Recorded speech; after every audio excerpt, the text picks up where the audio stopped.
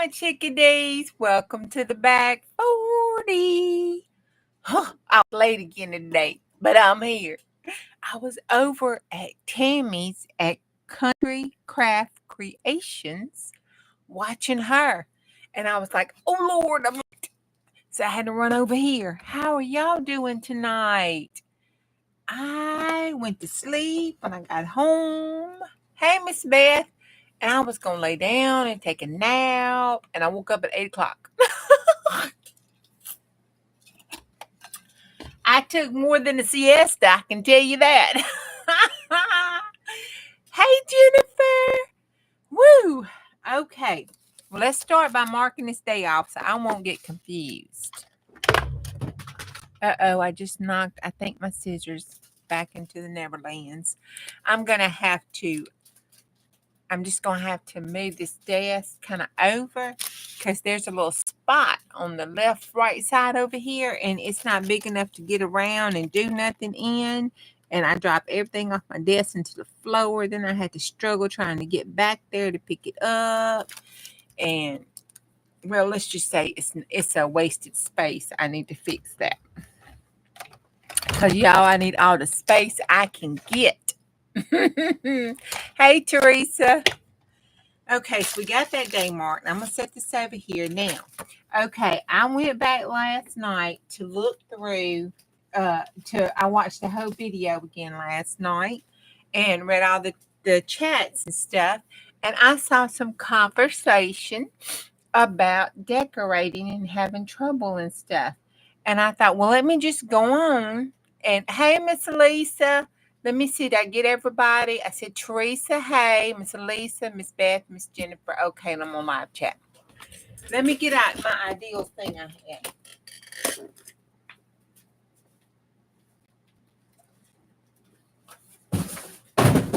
Oh, I'm okay.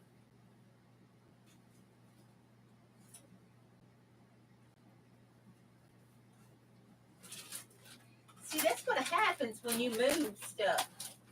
I know I put it over here. It's a big, huge thing. Lord.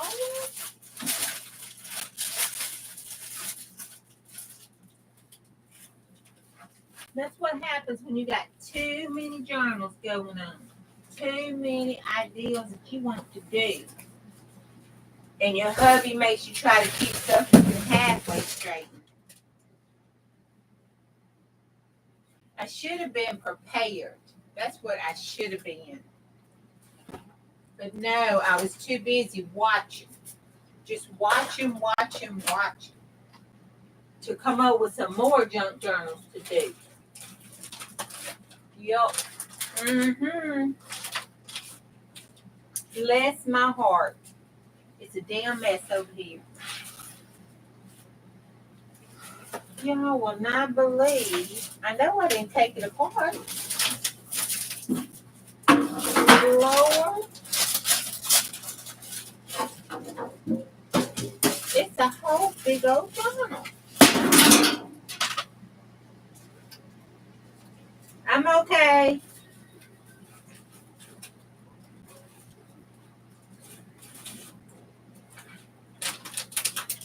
Oh my word. I know I didn't break it down and say I just wasn't going to do it.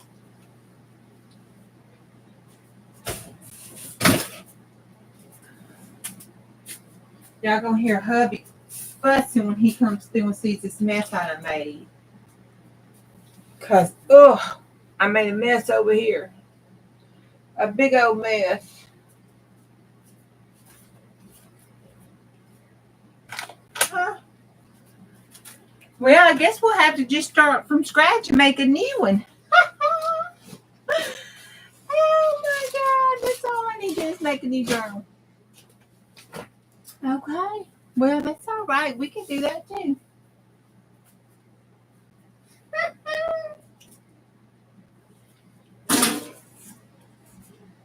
Well, I do declare.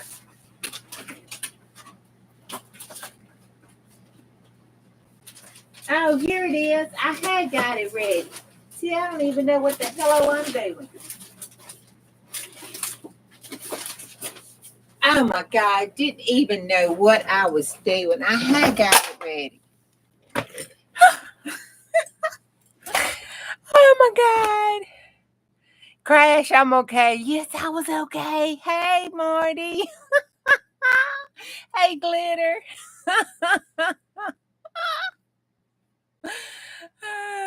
We have to say that at my house. Y'all know the story about that. I'm okay when you hear it when something happens, don't you? Oh my gosh, you almost tripped over your mailbox. Are you okay, Miss Beth?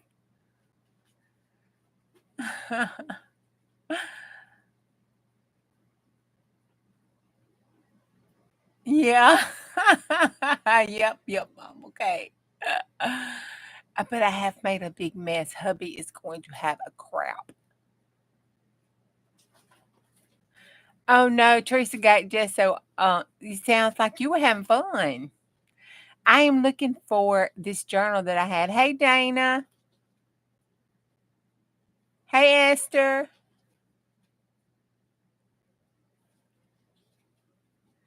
Yeah, I was over at Diane's live at the same time, trying to get over to watch Teresa's, and I couldn't find it. I guess she had already ended.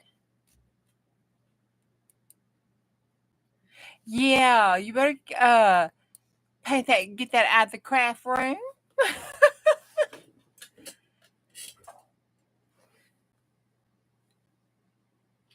Uh-oh, Dana, you were feeling bad? I thought that stuff was helping. Splatting is so much fun. Okay, this is what I was looking for anyway. I was putting together all of this and this. But the I'm okay happened because at my house, the kids and stuff, they were boys, you know, they just jump around and do all that kind of business. And you know, I'm a nurse, so when you hurt yourself and everything, I got to, you know, jump into action. And well, the boys was carrying on and I jumped in and, you know, almost did CPR on them and stuff because they were just like they wasn't okay. So now, every time one of them hurts themselves or does something and they're functioning, they're okay, they're not knocked out, they're not needing 911 situation, they'll holler, I'm okay. If not, they'll have mama running in there, you know, checking them, seeing if she needs to do CPRs on them. Oh, so around our house, when you do something like that, that may be an incident waiting to happen, and you're functioning fine, you holler, I'm okay, so nobody will run into, you know, start.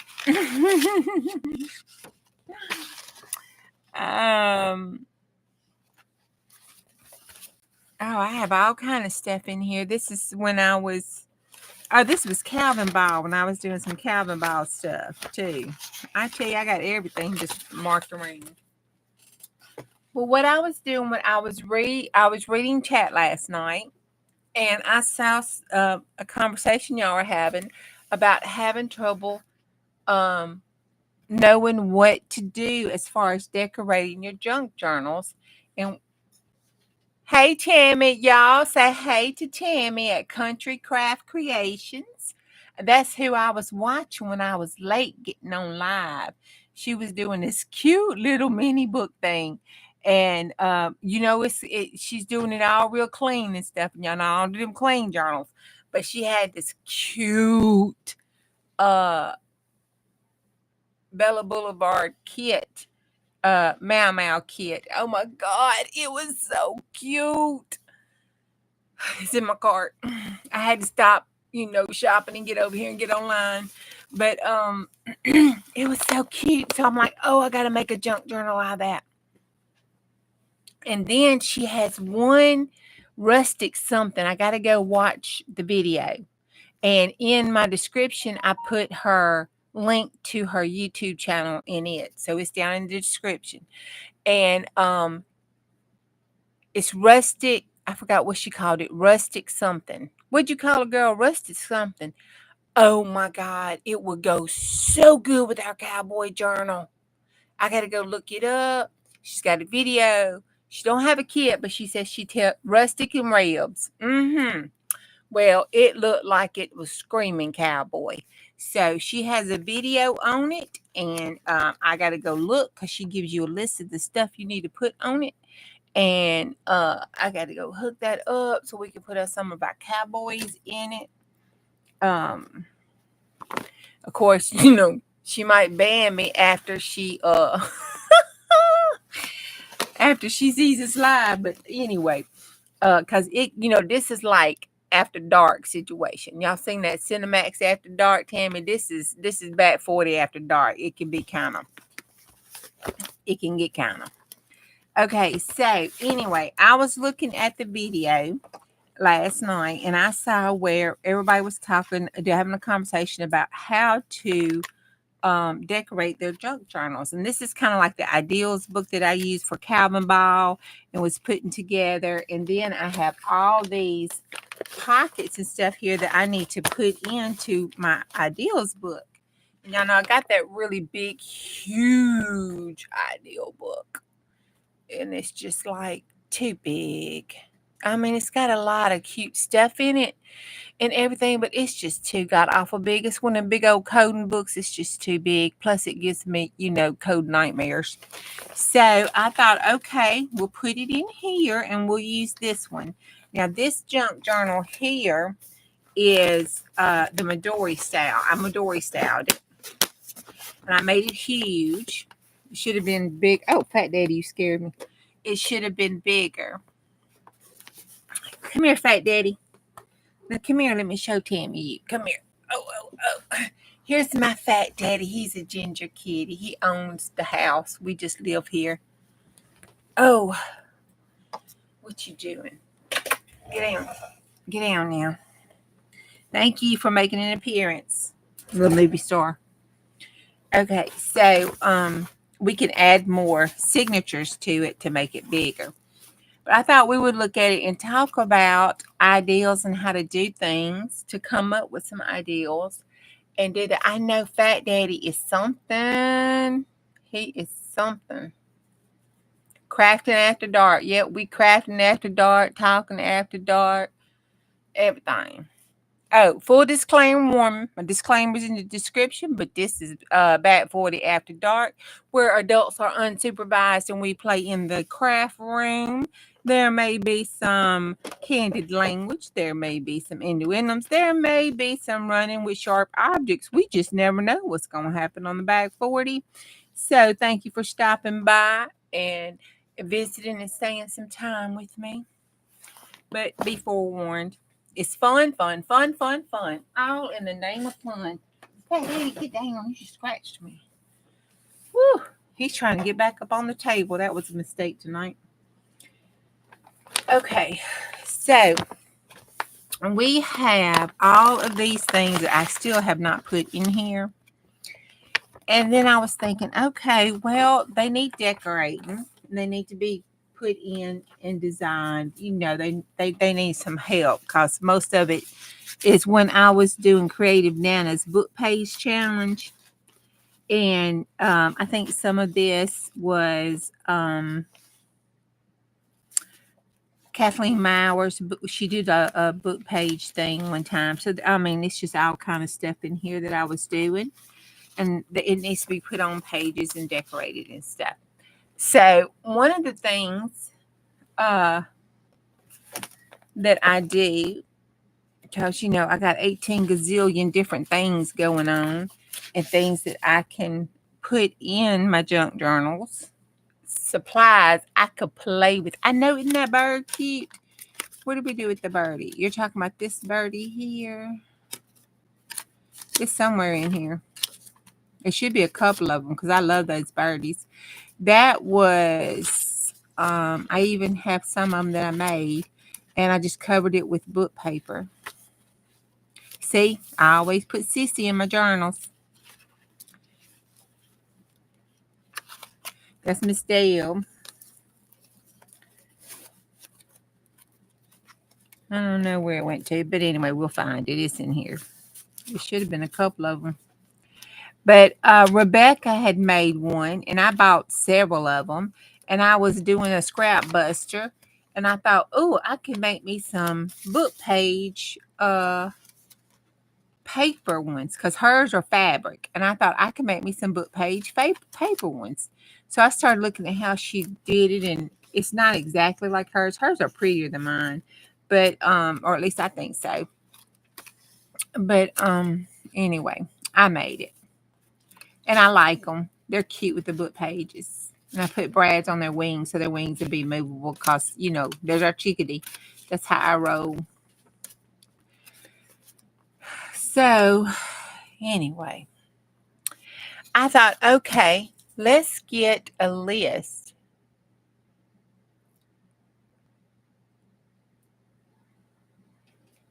A white.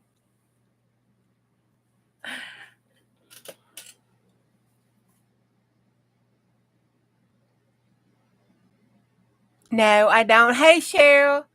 Oh, look. I have a problem with that. That's one of the things I'm working on is trying to remember to look at chat more often. I think it's because it's on my computer and it's jacked up. I mean, it's on my TV screen and that's my monitor and it's kind of jacked up. And I'm looking this way and it's over here, but I'm trying. I saw. Did you like it, or is it on the level of the basket? Oh my god. Hey Bon Bon. You love it? Okay, now you tell me about that daggone basket. Did you love that basket too? And we all know it's ugly as homemade sin. Even a blind man can tell you that it's ugly as homemade sin.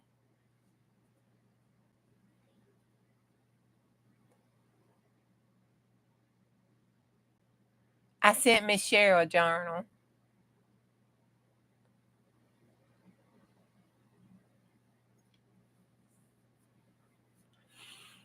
Bon Bon, I just got up. I laid down to take a siesta and I took a sleep. Okay, I'm glad you really do love it. Of course, you said that about the ugly, ugly, ugly, ugly, ugly basket. Oh, thank you, Tammy.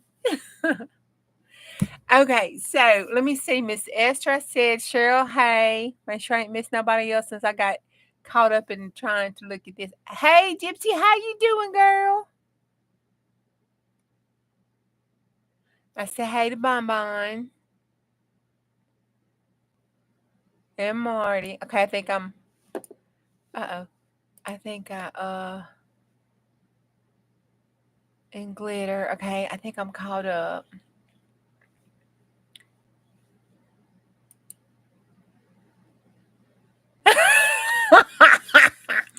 You love the basket too in the same way a mama loves her redheaded stepchild. 76. No, 77, Marty. 77. Can you believe it, girl? You did it. Whoop, whoop, whoop. We are almost there. I was sleeping, honey. Sleeping. I got home from work and I was just tired. And I had a really, really busy day and computer working wise, and my head was hurting. So I thought, well, I'll just lay down. So I laid down and I thought I'll just take me some Tylenol and lay down, let this headache go away. It went away okay, but I slept till a little after 8. And I got up and I was catch the tail end of Di. Her and DJ was on, and I caught the tail end of them. And then I saw Tammy, and then here I am. And I'm gonna be in trouble. I can't, Bonnie. And I stayed up till almost 4. because I was rewatching the thing last night.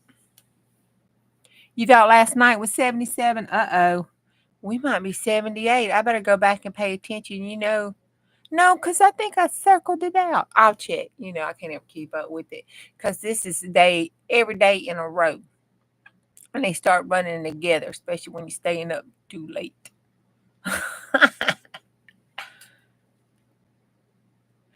I know, Teresa, I should know better, but as a nurse, we like Baptist preacher. You say as I say, not as I do.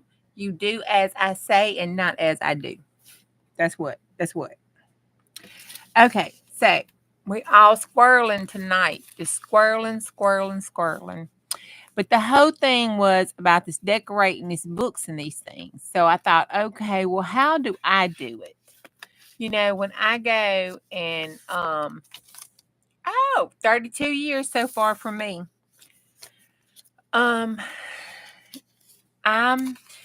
like, how do I set about wanting to decorate and stuff? And y'all know I just shoot from the hip, as they say. It's whatever the page tells me, whatever the book tells me, whatever kind of creative mood I'm in, I just go for it. Y'all know I just jump in it head first and hope there's water. Well, one thing I do is when I look at it, I was thinking, and it was, I take it and I say, okay, what supplies do I have that I'm going to play with? Because y'all know I got supplies that I'm just kind of put over there and forget and don't play with, like them stamps, but I just keep buying them because I like them. So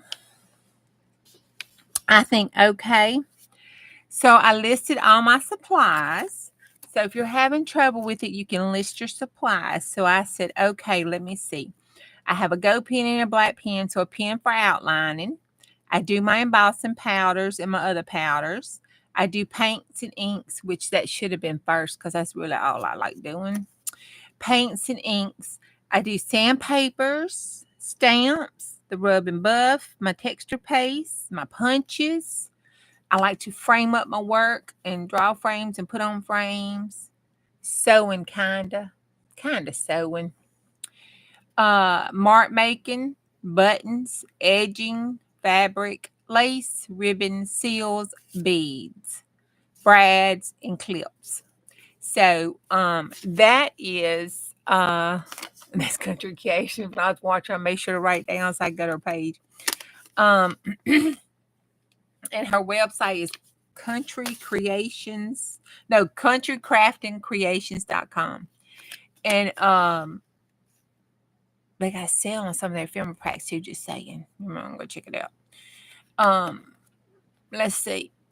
So when I have a page like this, like we made this one, and it was just a fold over simple book page pocket that you take a piece of scrap to put in for a flip up writing spot or decoration.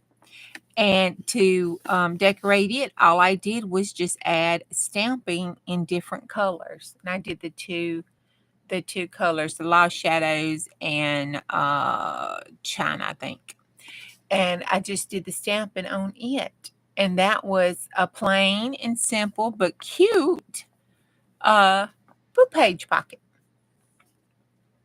Oh, honey, I don't do no peds nursing. Nope. Mm-mm. No.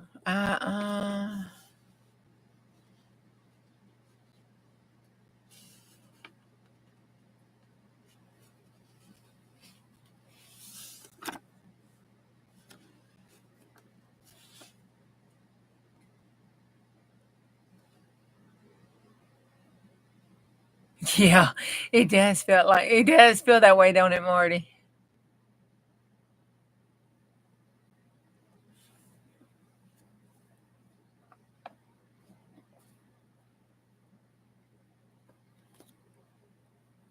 I know I am adamant about that because it just makes me go, I had to take a deep breath, honey. Hats off to pediatric nurses. That's all I got to say about it. Hats off to you. I love you. When I had my kids, I sure needed you. Of course, I can nurse my own kids like that. I don't know what it was, the difference. But anyway, I can't nurse nobody else's kids. Oh, there's that little bird. See his little wing. He's double jointed. See, he can just fly around. He can fly this way. He can fly that way. Oh God, Chris saw me something that they had on TikTok where it was a hailstorm, and it was the hail was so big and coming down so hard that it was knocking the birds out of the sky. They were just falling with the hail. I was like, oh my God. It looked like it was something from the apocalypse. It's a nurse bird. Oh yeah, that's a little it does look like that, don't it? But it's the antique. I took my scraps from my antique and vintage books because I'll throw none of them scraps away. That's against the law. And then I just put it on here. And of course I don't sew. So I just took my pen, my ballpoint pen, and drew the little wing. And then put a brad right there. And then some gold for its little beak. And a black pen for its eyeball, and then outlined it. Stuck him to the page with the brad. And then on the other side, I glued him down, but on the other side of him, there's a little circle, over the brad to keep it from hanging on anything in case you want to put him in a pocket or something. I know, isn't it cute? It turned out really well. And I did that coffee dye on it. That's another thing that you can do to decorate. And y'all know I just spritz it. I put that really dark roasted cheap Walmart coffee that says dark roasted and spritzed it on there. That happens there when it hails, the birds just fall out of the sky. Girl, that would be a Chicken Little episode for sure. That bird can do the butterfly stroke, can't it? The butterfly stroke, the breaststroke. It can do YMCA too. We're going to call that the Trump bird for Bonnie.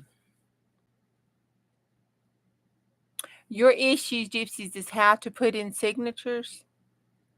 As far as, yeah, this one is a Midori bind, and that's one way.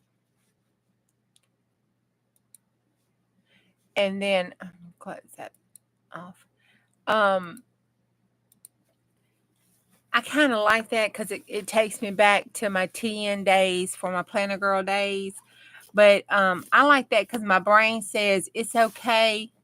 You can reuse this pretty butterfly cover when you fill this journal up. Like that's ever going to happen since I have 982 gazillion. It's called a Midori style. That's right. It's a Midori style. And all that is just a planner style version. And you can either wrap it around like this, which is okay, but it can have a tendency to pull it in. So if you have a really hardback spine, that's okay. Or you can put in the eyelets like the travel notebooks have and do it. That's one way. And the page slips in and out, see? You fold the pages out to the middle. And instead of putting your hose to bind it, you just slide it right in up under the elastic. And then it holds it there. And then I put two together because, more the better for me. I put two together, and then I slide it under the elastic here that I have tied up. So that gives you two for the price of one. And then this one is done the same way. Two for the price of one. And then this one is the same way. And I got two for the price of one. And then that way it does the waterfall and it'll lay flat, and you can lay it flat when you're decorating stuff. And you only have just the mount of this. But if you need to paint or anything, you can do it that way. But that is an old Planner Girl trick. So I love the Midori styles. But you can look up Traveler Notebooks, and that's how they do it. You thought that was a flow journal? Yeah, it can be a flow journal. This was started out as one of my little ideal books that I was putting all the different little copies of different things that we're doing in it and that kind of stuff. It can be a flow journal too. You can make a flow journal this way. Like, and that's really good. Like if you're doing multiple journals and stuff, and you do a lot of journals the same size, you can do more than one page, or you can do a separate page or something, and you can slide it in. And then when you want to put a signature together, you can pull these out and put the, make signatures up.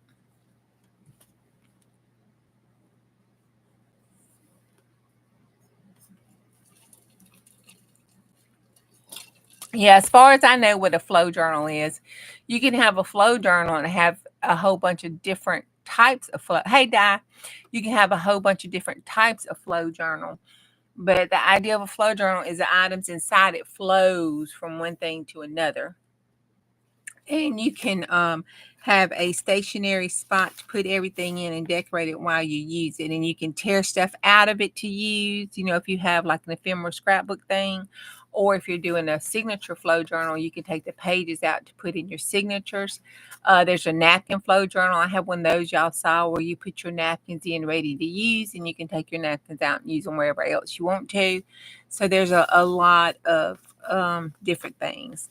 Now, an ideals book is just where you put a mishmash of collection of everything that you may have in here, notes on how to do it, ever how it works for you, because ideal books are very personalized. And then you can go through and it's supposed to inspire you and give you an ideal or something of what to put in your journal, or it can contain like the directions. Like, I want to do this one. It could have multiple stages of this connected to it, so I know how to do it, or it could have written up instructions, ever how you function and do best, because it's very personalized. Some people just need to put it down because they can go back and look and figure it out, and it's whatever.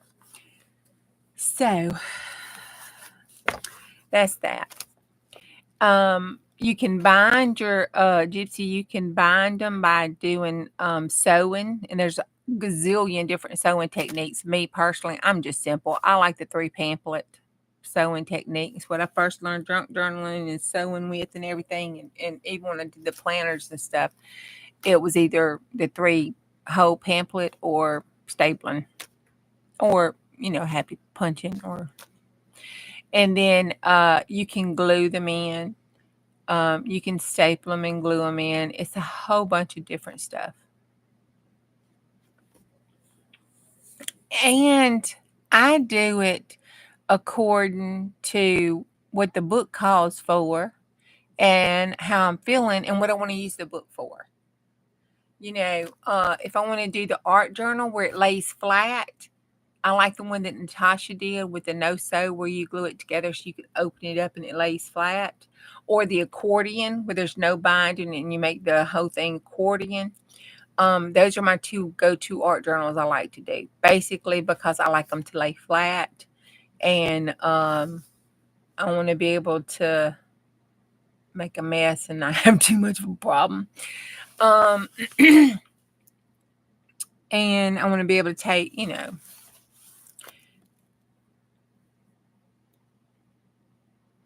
you love the sew look, but you don't sew. I don't sew either, girl.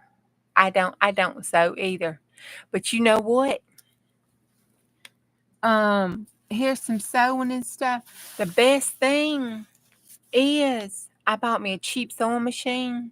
That is all it does. And I bought it from Wally World, and it has a stitch on it, number 8.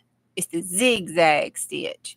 You can't go wrong with a zigzag stitch. You can be all crooked and everything, and it looks like you did it on purpose with that zigzag stitch. So I like to take it and put it together because this is sewed. But look at it. It's all wonky. Somebody's probably saying, she calling that sewing? Uh-huh. For me, this is a daggum accomplishment. I tell you what. I like the look of that Coptic binding too, but I can't do that. I want to really try that. But I just go, just put it down there. It's a junk journal. The messier, look at this one. It's all jacked up. But the messier it does, You know, it can look, the more messier sometimes, the more on purpose it looks. Yep, there are sewing stamps. I have some over there somewhere. There are some sewing stamps. Those are good for making like Frankenstein look at things. You can take that same stitching thing and put it. Pam the Paper Outpost. You know I'm Pam the Paper Outpost girl. Let me show you. I think I got one on here. Pam from, we can do this one. She taught me. See, look at that. Look at that sewing. I did another one. It's like god awful. My homemade teacher probably done turned over in her grave 982 times. She's saying, do not tell nobody my name. Don't even let them know I taught you. No. Okay. I don't have one here. It might be one in the book. But see, she taught that fake stitching. You take a marker and you can do it with a magic marker.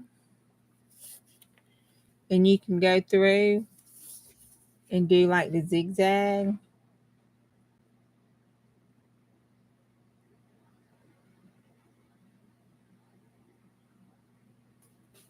And then you can bring it up, and you know how you stop doing the zigzag and then do the straight stitch. So when you put it in there, it looks like fake marking. They have that. And then they sell stamps. And a lot of different designers sell stamps, and you can go to Amazon and get one that's relatively cheap, because there are some name brand designers that are kind of expensive, I think, for sewing stamps. But you know, Amazon has some that are cheaper. You can paint them. You know, if you like painting, you can paint your stitching. You know, and make it look cute. You can get all fancy and use that glue and glitter stuff and everything, and do your stitching with it. Your Nuvo drops. You can take your Nuvo drops and put on there.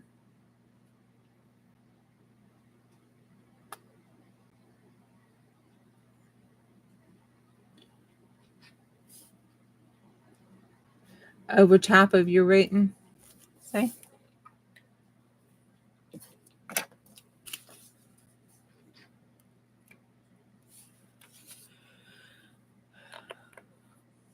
You can take a needle and a thread and make some stitching. First stitch I ever learned how to do, did it for years, was that whip stitch. And those look really cute on junk journal pages. You just take it and do it like this. That looks really cute. And you know, the whip stitch is never ever pretty. It ain't ever pretty. You can just do what you want.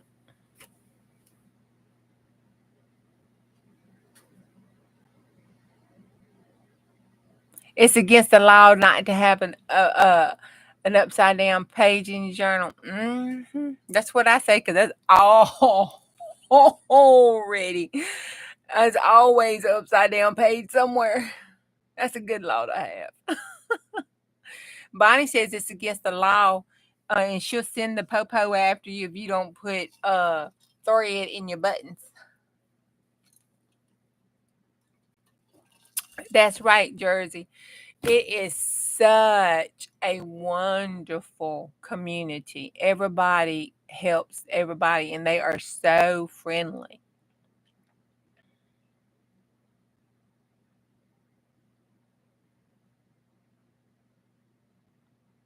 Yeah. We'll give you an answer. It'll be 10 different answers, sometimes 20. So that's what I say. You take all 20, you experiment all 20 different ways, find out the way you like and the way you do it, and bam, there you go.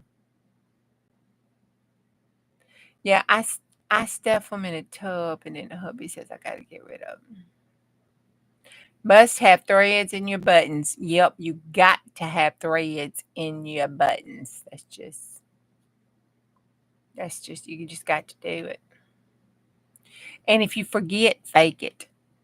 Take you some of your little droppy stuff and stick in it, or some glue and put a little glitter on top of it. Have you some glitter thread.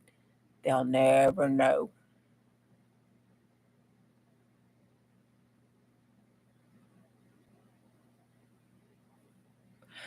Oh my God.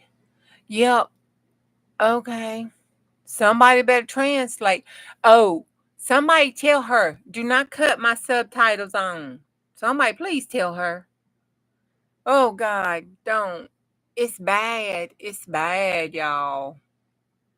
I don't think there is an AI person in this world that translates into subtitles and caption titles that can handle the juju. Somebody please tell her, cause it's oh my God.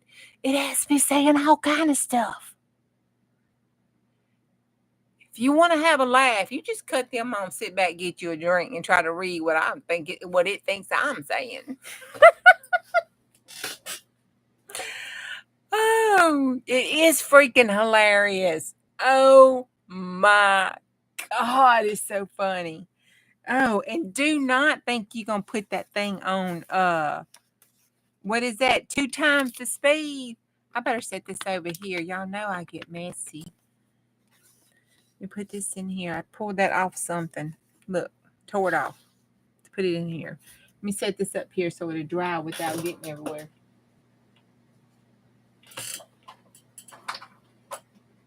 Let's use this and do a stencil. And what if you don't have stencils? I don't have. Oh, see, there it is. I knew I did some fake stitching. This was a long time ago, too. See, tag insert with circle top. See, you cut the top off because I was showing how to cut the top off. This has been a long time ago. And then I glued it because I don't even know if I had a sewing machine back then. And then there is a tag. See, you sew around it. That was my sewing thing. How y'all like my shorthand? That means to sew around it.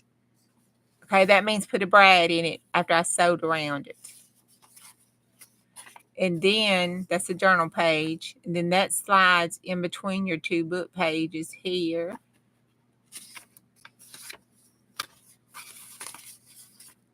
Ta-da. Like that. And then this one, you put a tag. Let me see. Tag inserted with a circle top. So you make a circle top and you insert the tag so the circle top fits in there. And it makes a complete circle. And you have 3 circles. And you can do them decorated and stuff.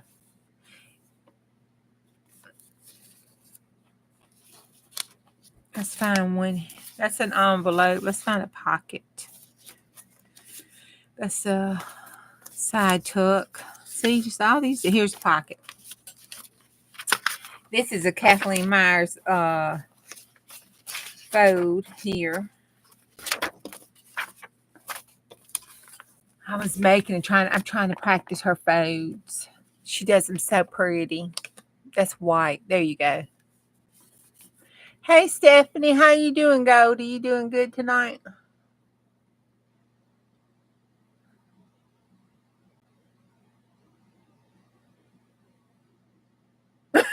Bonnie's used to Juju at all speeds.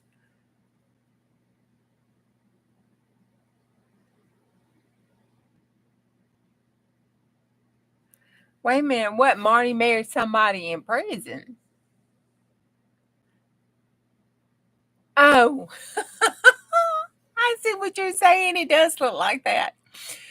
She says she's a senior and she's married, so she's sort of in prison. I feel you, girl. I feel you, girl. Oh, okay, so I have this is in that use it up kind of stuff. This is that paint I stole when I didn't know what paint was. We sure have been through some crap together. I thought we was gonna go to jail together one day. All right.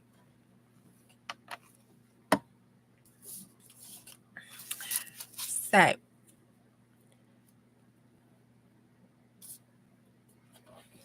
let me get my itty bitty jelly plate I made. Let me see.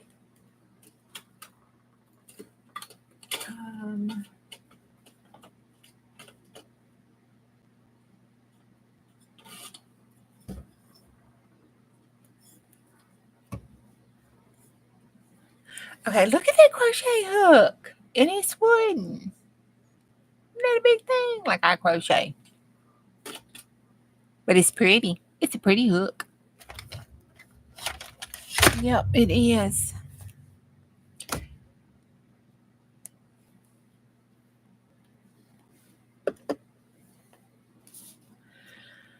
And then I'm going to get one of these little stencil brushes. And we're going to pounce. Which is, you know, a cheap Dollar Tree makeup brush. But don't tell nobody.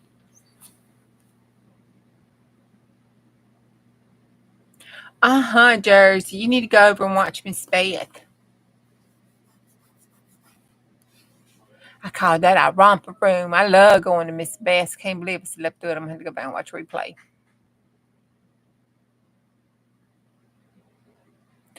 Diane has a channel. Miss Beth has a channel. Bonbon has a channel.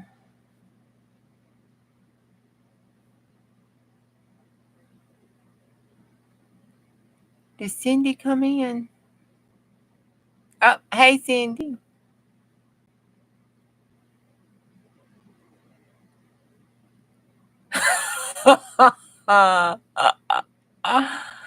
Y'all, I swear sometimes. I'm glad y'all love me.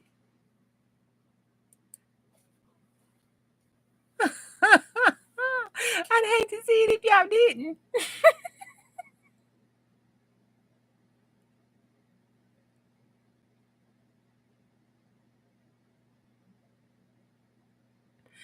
Oh my goodness, Goldie, I love you.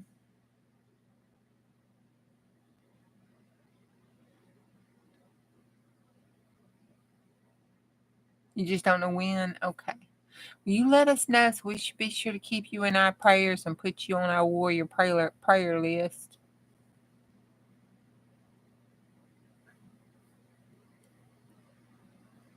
Yes, Bonnie don't do videos, but she does come on live. She comes on with us on Sunday. Yes, we can pray for Goldie. You go right ahead, honey. Just gonna cover her in the blood of Jesus. That's right.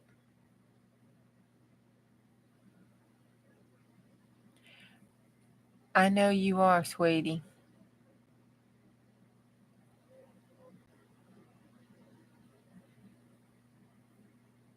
Let me tell you, honey, there's power in blood. They even made a song about it.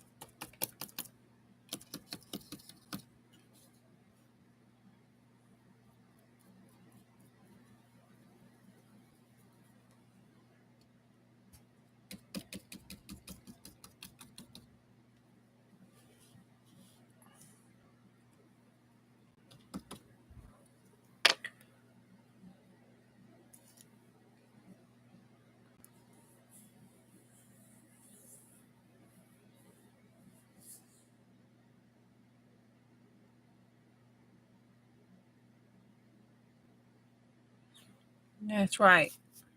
He has got you, honey.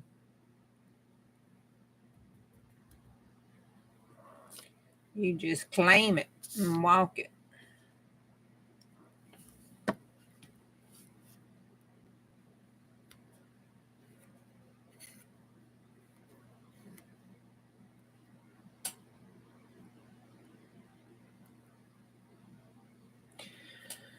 Okay.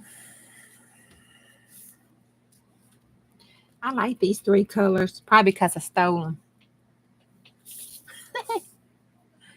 No, Sissy gave them to me. She just didn't know at the time she was giving them to me, but she gave them to me later. She was like, "Oh, I had this paint I was going to give you, but I can't find it." And I was like, "What kind of paint is that, Sissy?" She told me. I said, "Oh, I got it." She's like, "Oh, I'm glad I was going to give it to you." I was like, "I know, right?" I'm going to mix that together.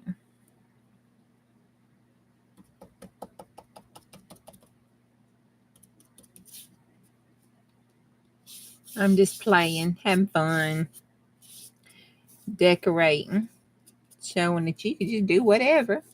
And since I was trying to use this paint up, I thought I'd put it on here, put it in my ideals book. So when I look at it, I remember, stealing it from Sissy and, telling y'all about it and laughing and having a good time. It'll make me smile. That's what it's all about. Having a good time and smiling. Life's too short. Crap happens too much. All right, I'm going to put another little row. Well, purple. Yeah, zero, purple. Okay, I need this color. I mean, I want a little bit of something.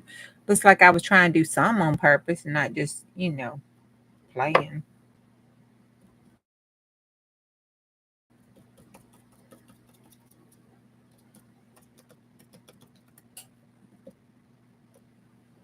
Okay. See? Totally different. It's like, what? But anyway, I know what it means. You know what I'm saying? When I look at it, I know how it makes my heart happy. That's all that matters. It's making your heart happy. It's your art. It means something to you. And it is gorgeous and beautiful if to nobody but you. And what matters? You and the Lord. Because you are the only one that you got to sleep with. And when you're done, He's the only one you got to answer to. So nobody else matters. Not really. I wished I would have known that and came to that conclusion before I was 50. Them old folks try to tell you, but we don't listen to them.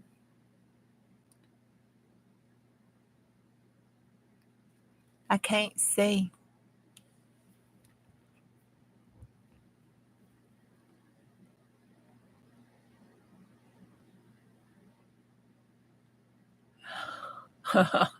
I never have good luck with my oh.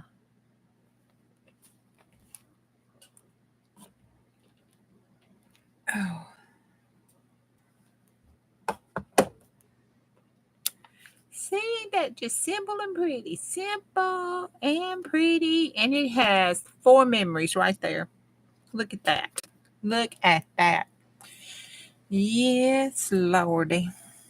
And they got a cute little ginger cat in that ephemera pack from that Bella Boulevard. And I can't wait to put that little ginger cat there. It's so cute. Reminds me of Fat Daddy with his bad self. Okay, so I'm going to set this over here and let that dry. Well, I kind of want to, let's see, we need to use up some of this mess. I got a 4. 4. Who golfs? That's the only thing I know about golfing. You holler 4 when you when there's a potential of hitting somebody. Oh, what kind of paint is it? Heck, I don't know. It's that Luminaire pearlescent magenta. And I think this is metallic silver, pearlescent violet. Can you see it? Let me see. Does that help? Yeah, that helps. There. Lumieri. I didn't know it was expensive until I thought, I like that paint. And I went try to buy me some. I was like, I mean, I might buy it now since I know a little bit of what I was doing, but back then I didn't know jack. And I was like, ooh, that's too much paint to try to be playing with. I don't even know if I'm gonna like painting.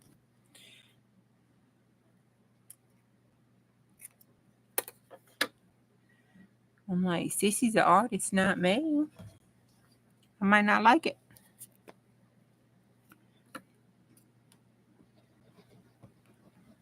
I do junk journals and stuff. I don't paint.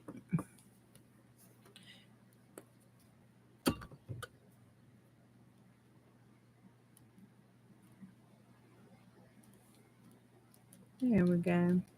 Just because I need to use it up. That's cute. All right, I'm gonna set that over here. And that's just kind of what I did. This one said it needed stamping, so I put that stamping on it.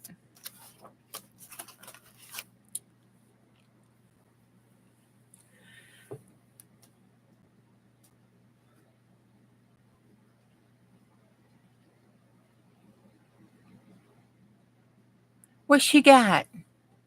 You got some little chickies? You stuck them under a broody hen? What kind of egg? Oh, peacock eggs. Oh my God, they are the ugliest thing when they're born. Oh my God, they are so ugly.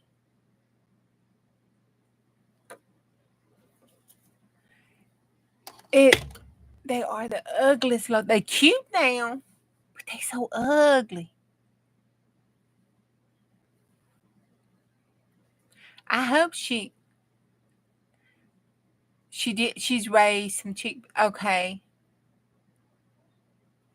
Well, maybe she will then. Those things are the ugliest things. And I tell you what, you do not get around a mama peacock when it's got some eggs. I learned that lesson the hard way.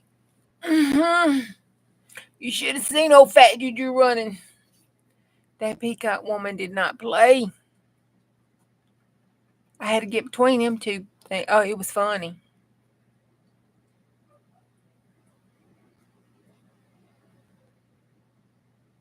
They do talk to you, sweetie. You just look at them and they'll tell you. I say, Paige, I open my journal up. This is what I do. It's that gut feeling. Just listen to your gut, like the old folks say. It's that gut. That gut will tell you. And sometimes, if you're not used to listening to your books, it'll be like a little whisper in your head, like a little bitty fleeting thought. You know how them thoughts come in your head and go out your head real fast?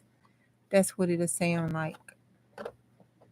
But if you listen, it talks to you. Sometimes our art talks to us, we don't listen, but it keeps talking. It don't shut up. It's like a juju. It don't shut up. It just keeps talking. I guess it figures one day you'll get tired and you'll listen to it.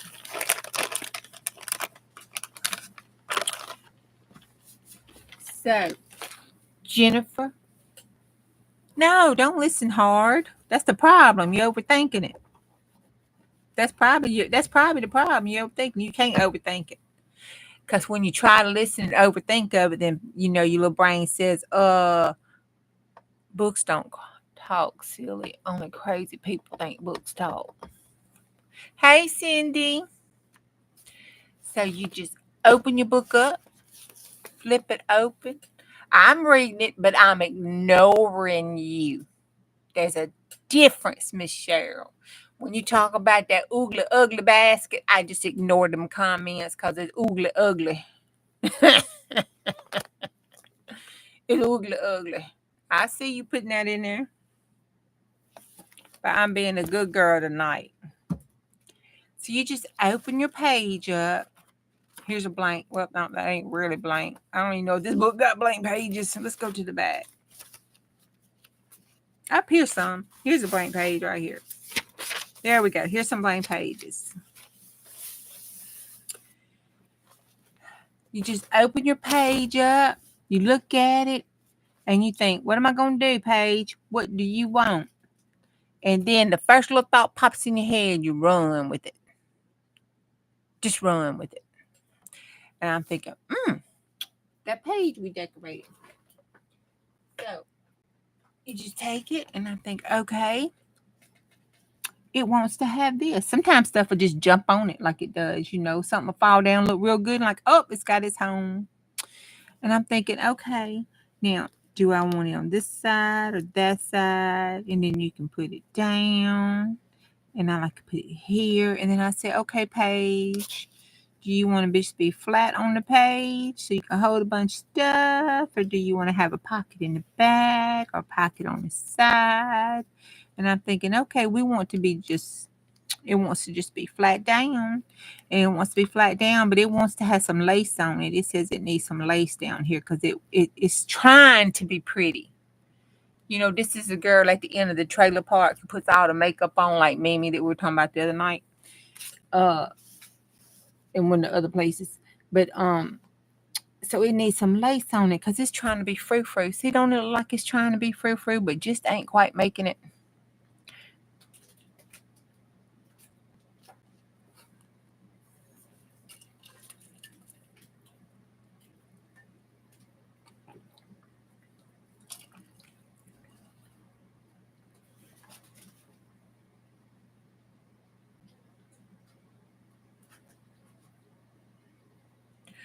Oh, honey. It's okay. We are all, you just subscribe to us, we're all in here somewhere. There is enough of us that we are on all hours of the day and night almost. It's some gaps on some days, but somebody has a channel that we all up in.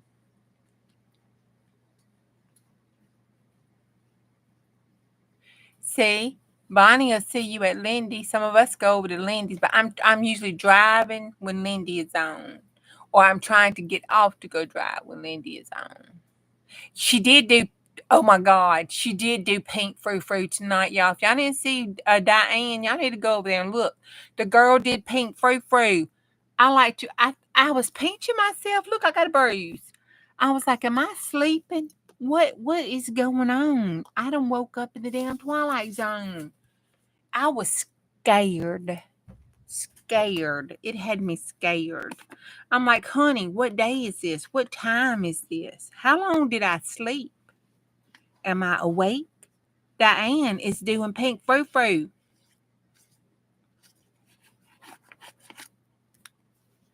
I mean, I was watching in complete confusion. You know, that ain't really difficultly hard for me, but more so than usual. Let's just say that. Yes, she did, Jennifer. I'm telling you, it was scary. Night, Glitter, honey. You sleep well. Have yourself a good night.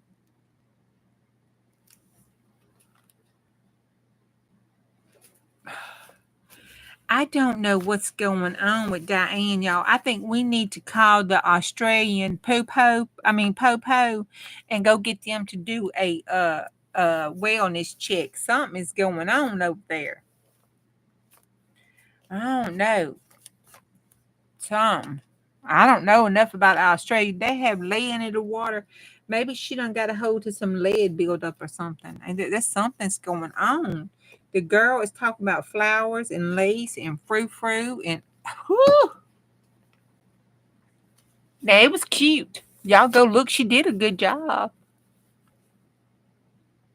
She's using up stuff. The question is, why did she have the flowers, lace, and frou-frou in the beginning? That's the question. I think she's secretly shabby chic in the closet. Yes, I do. Yep. So now this say it needs some lace, and we using up stuff too. But now she's that little girl who tries to be all frou-frou. She wants to be all pretty. But it's a double. I don't have any single I'm trying to use up. So I'm going to have to cut this part right here. And we're going to patch it. Because she needs to be patched. And it's just an ideals book. It don't have to look that great. You know, it's mostly your resource book, you know, like your Society of Collector of Ideals for Junk Journaling. So it's mostly just an ideals book to inspire you and give you ideals. Oh wait, I like that where it's like just a little bit too little. Don't quite go all the way like a little tutu. See how it just did it and spoke, and I put it down there and it looked it, and there it was.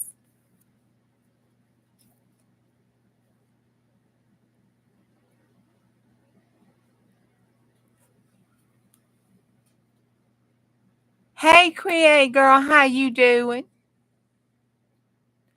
Well, good night. You rest well. Don't have no bad dreams or nothing. And don't let them bed bugs bite. I still can't believe that was a real thing growing up as a kid. And you just thought that was so funny. Didn't even know there was real things, bed bugs. Kind of glad I didn't. Could you imagine the horror? Oh, God, I wouldn't have been able to sleep at night thinking there was bugs in my bed.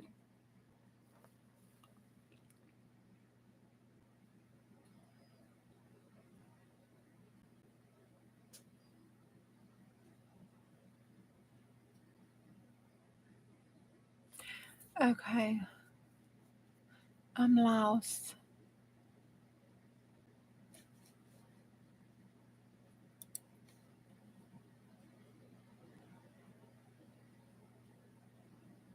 Oh, I get it. A challenge to use something from your stash that was dusty. See, I would have went with the dusty color.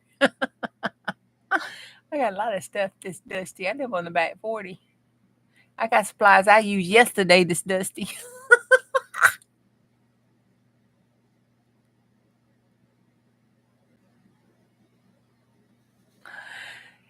Yes, you might need a drink. Night, Cheryl.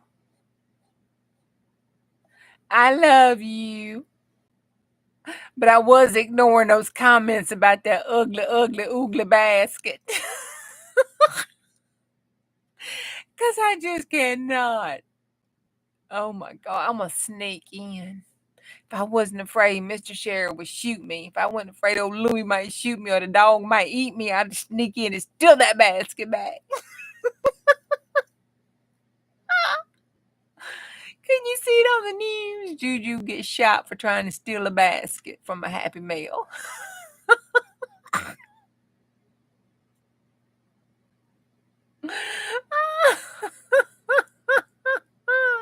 Cheryl going to heaven just because she took the red basket. Oh my God. Night, Jazzy. My gypsy friend, good night. I'll see you tomorrow. Oh, and I was going to tell her, if you're still there, Jazzy, listen to the ladybug. Oh, I'm going to get her link and post it. She is wonderful. She is such a good teacher, and her voice is so nice. Just so pleasantly relaxing.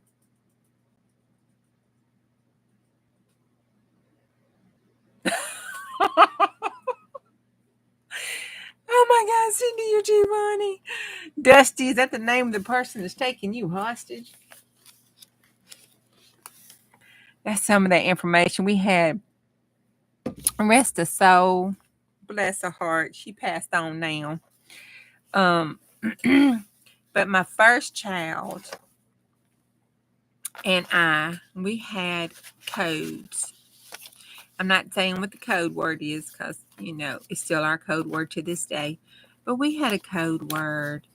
And when he would go to his daddy's and everything, and he would call and talk to me, he would tell me the code word. And I know that everything was okay with him. And if he said this code word, I knew it was time for mama to, you know, go bust some heads and get my baby. So if he was okay, he told me the code word, And then if he wasn't okay, he told me another code word because we had some issues with her. And so if he told me this other code word, I knew it was time. And if I asked him, "Are you okay?" and he didn't tell me the code word, then that meant he was in danger and couldn't talk, and it was time for Mama to go, get put in jail. So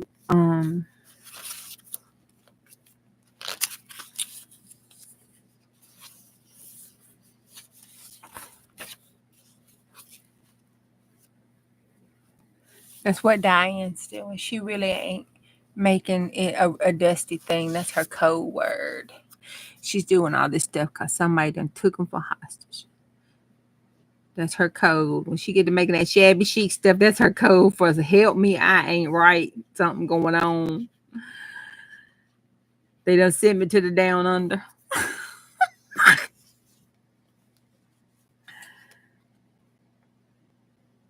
This needs a little something. It's cute and it does so good with this. I did good on this situation right here. Y'all know what this is, don't you? Y'all know what this is?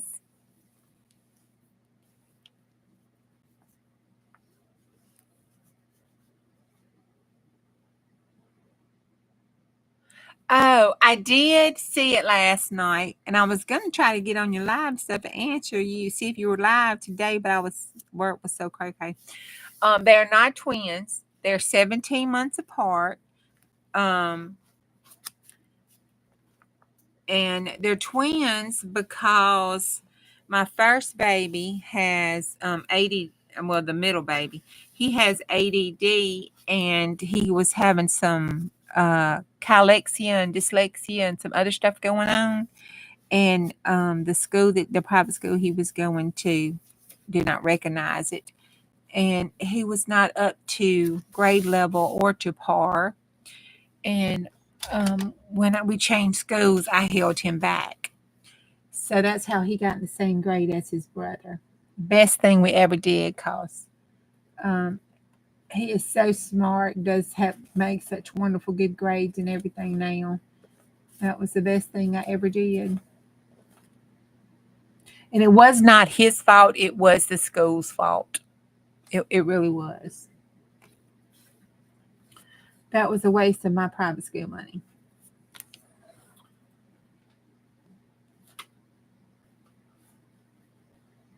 Oh, this fell down. This is nothing but a piece of cardstock of some sort. Kind of looks like an index card. Yeah, there's lines through it. That's an index card. And I took yeah, it is unfortunate I paid all that money, but anyway. It is great. It is great. We did the testing and stuff. And it was second grade. He was supposed to pass first grade going into second grade. So I held him back in first grade. And that was the best decision. It gave him a good foundation to move forward in. They were going to pass him and then try to catch him up. And I'm like, nope, we're gonna start this train right, because he needs a little extra help anyway. So we're just gonna do it right. It'll be okay. He'll just be in the same grade with his little brother. It'll be okay. They can watch out for each other. So I took a napkin and I glued it down using a glue stick, probably. And then I took the that's the purple. What is the purple? Distress ink, wilted violet, lipstick, and then that's vintage photo. And then I just blended them, put them on there and blend them, and then I rubbed the hand with that, and then it made the napkin all crinkly and fussy look, and picked up on those highlights. They were 17 months apart. Oh my God, your boys are 17 months apart. Oh, that's good. Oh, I'm so sorry. 32 next month. Wow. My oldest baby, he'll be 31.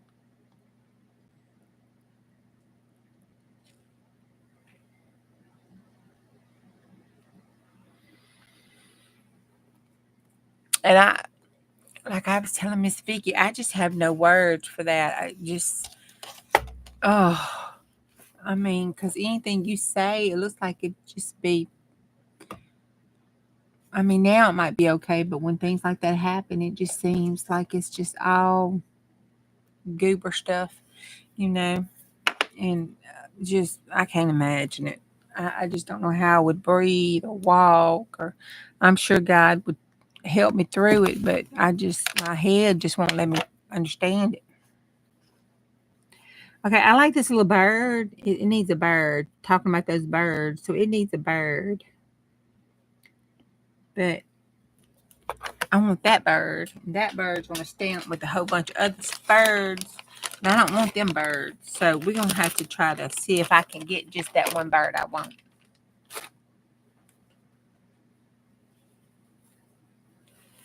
Your oldest is 46. Yep, it says it needs a bird. It says it needs a bird. I don't know. That's what it says.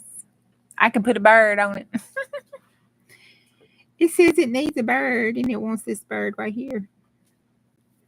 So I'm going to clean this off and that off because it wants a bird that's carrying this thing between its little beak. So I'm going to try to see if I can make this stamp do what I want it to and only what I want it to. But since I am not a good stamp mama, it may not work out. Y'all know I ain't no good stamp mama. My craft supplies treat me a lot better than I treat them. I can tell you that. I should be ashamed myself. It wants it right here in the corner, like it's flying up. It wants it right there in the corner. See? It needed that bird, y'all. See, look at the bird. And I did it. I made that stamp do exactly what I wanted it to do. Look. Almost, I missed one little spot. I missed that spot right there, but that's okay. That's okay. I'm proud of myself. Look what I did. Look. Look at that. Ain't it cute?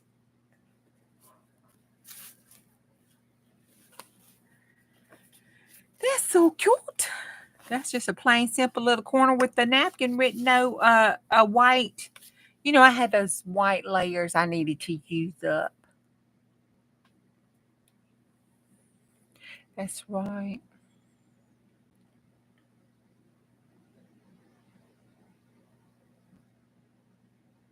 You go on autopilot for a long time. I wouldn't imagine you would.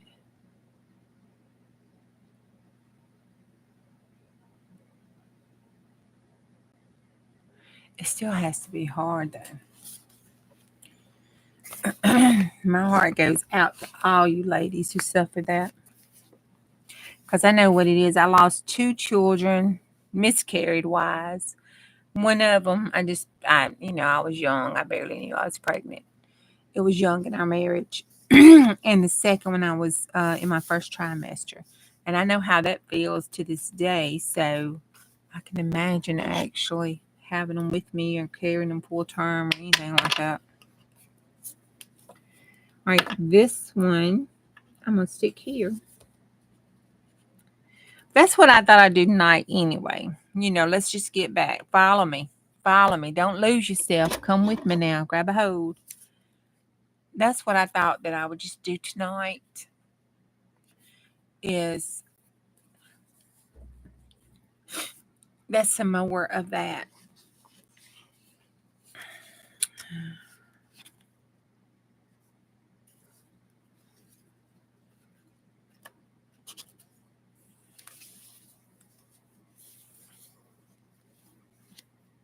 So I don't like that there. Oh, but look at that. Look at that one. That is cute as a button.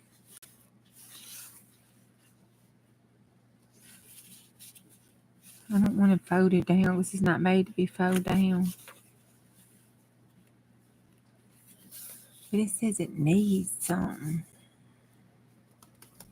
I'm going to leave that there, but I need something to go with it. Well, I need to make a dress or something. That's what I need to do. I keep trying to put dresses on stuff. I need to glue book and make me a little dressy woman or something and turn it into a dressy boohoo, a frou-frou alien. That's what I need to do.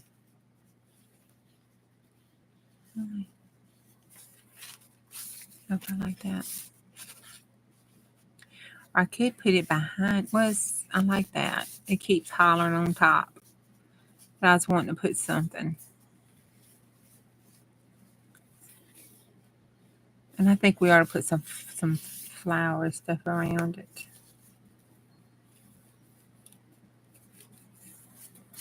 All right. Okay. Let's put this up for right now.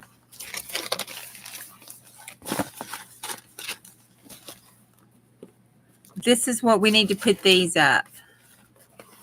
So, like, I have pockets. I have all kind of stuff. I can't even. It's all kind of stuff. Look at that one. That's a floating pocket envelope.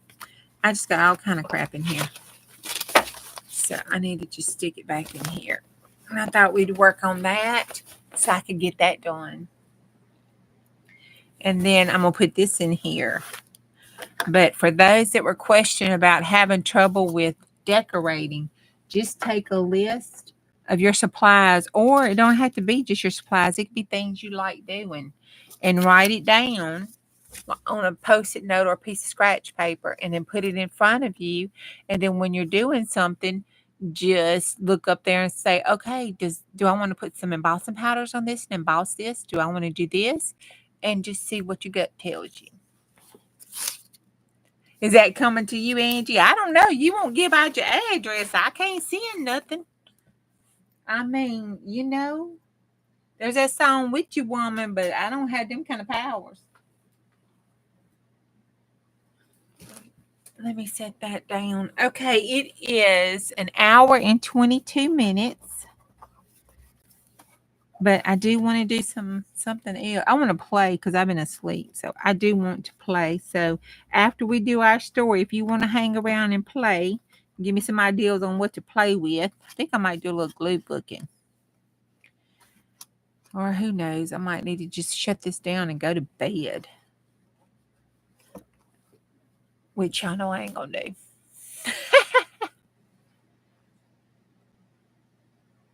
Welcome back, Julie. I know you were having some of those questions, so that was just something I saw in the chat and wanted to address it. I know you didn't ask my advice, but you know what I always say about advice?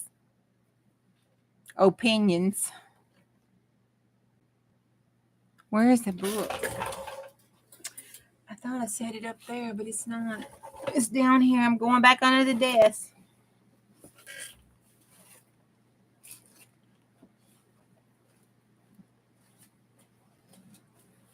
Oh, I'm going to hit my head one day and knock myself out.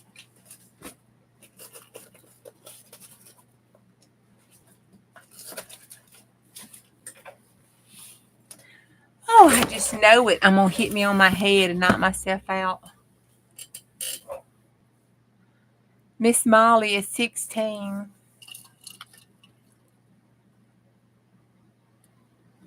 You made her a space chicken.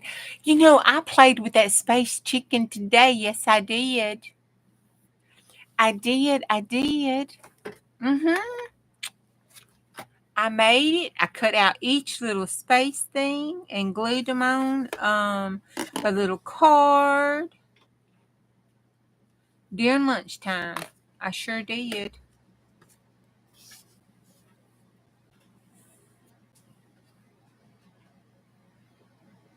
I do have digitals I haven't used yet. I have a whole bunch of digitals I hadn't used yet.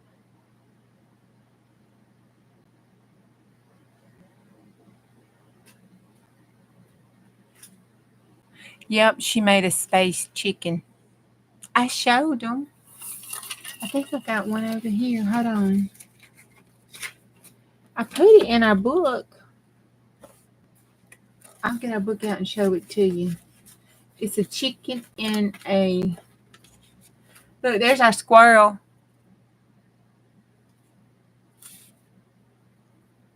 I didn't write the squirrel's name on there. I should have wrote the squirrel's name on there. Ain't that Fred the squirrel? What did we name the squirrel? Nutty. Didn't we name him Nutty? Nutty the squirrel.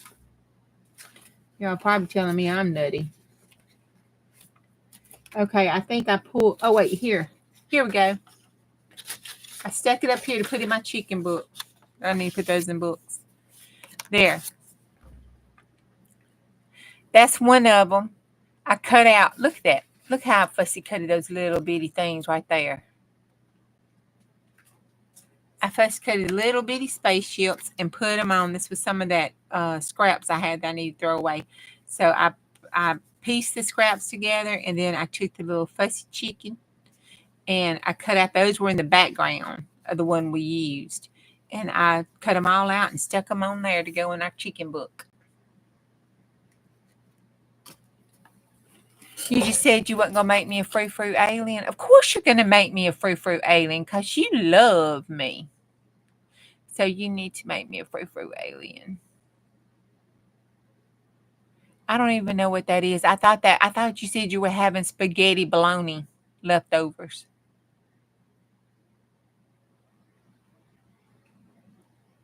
It does make you think of the Jetsons, don't it? The little robot with the apron on it. Or this makes you think of the Jetsons. That's it. That little thing right there made me think of the Jetsons, the spaceship.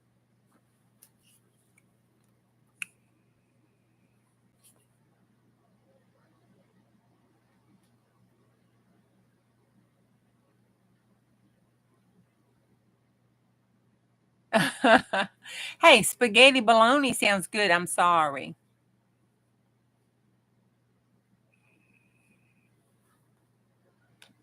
We don't want to get in that comment about what bologna's made out of. We don't talk about that like we don't talk about the Queen and Ronald Reagan and Mama Bush.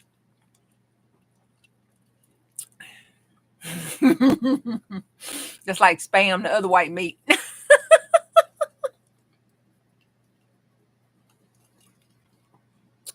Well, let me help you. You make your spaghetti. Instead of putting hamburger meat in it or chicken or anything like that, you just chop up you some bologna and throw in it. There you go. Spaghetti bologna.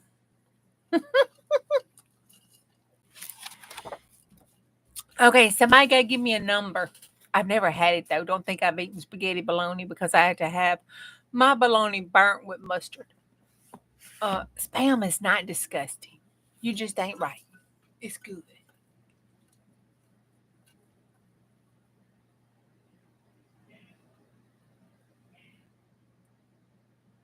Huh.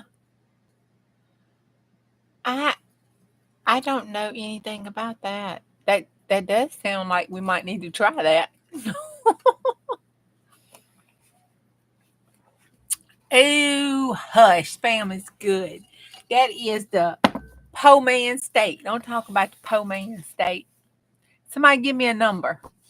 If y'all want this story tonight, give me a number. Because if I have another squirrel, ain't no telling what's going to happen. I've been squirreling all over the place tonight. I probably need to eat something. 23.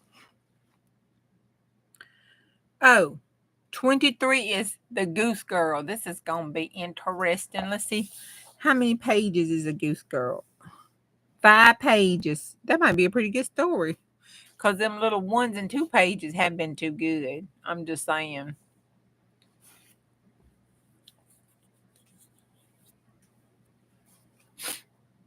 I know Spam is good. Especially when you cut it real thin. It is not. You need to look it up. We done had that discussion one time before. All right. The Goose Girl is on page 65. Okay, y'all got your pajamas on. Pull up your covers. Get all cozy.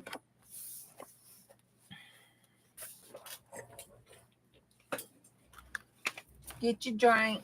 Whatever you need.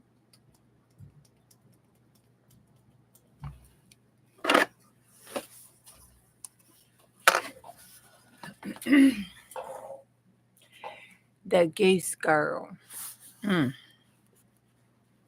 yeah, that jelly is nasty. We got to wash that jelly off of it. You had to wash it. Oh, we don't do potted meat. Well, I like potted meat, but just don't tell nobody. But the potted meat is kind of everything left over. Oh, now buy any weenies. That's my staple. That's my go-to food. When I don't want to cook and do anything else, I have me some buy any weenies. I do. That's the only kind of buy any weenie I like. Yep. And you take your buy any weenies and smush them up and put some mayonnaise in it and make your buy any weenie sandwich. Woo! Brownies. We're going to go make brownies, y'all. Okay, here we go. Everybody snuggled up and ready and got your drink and all that stuff?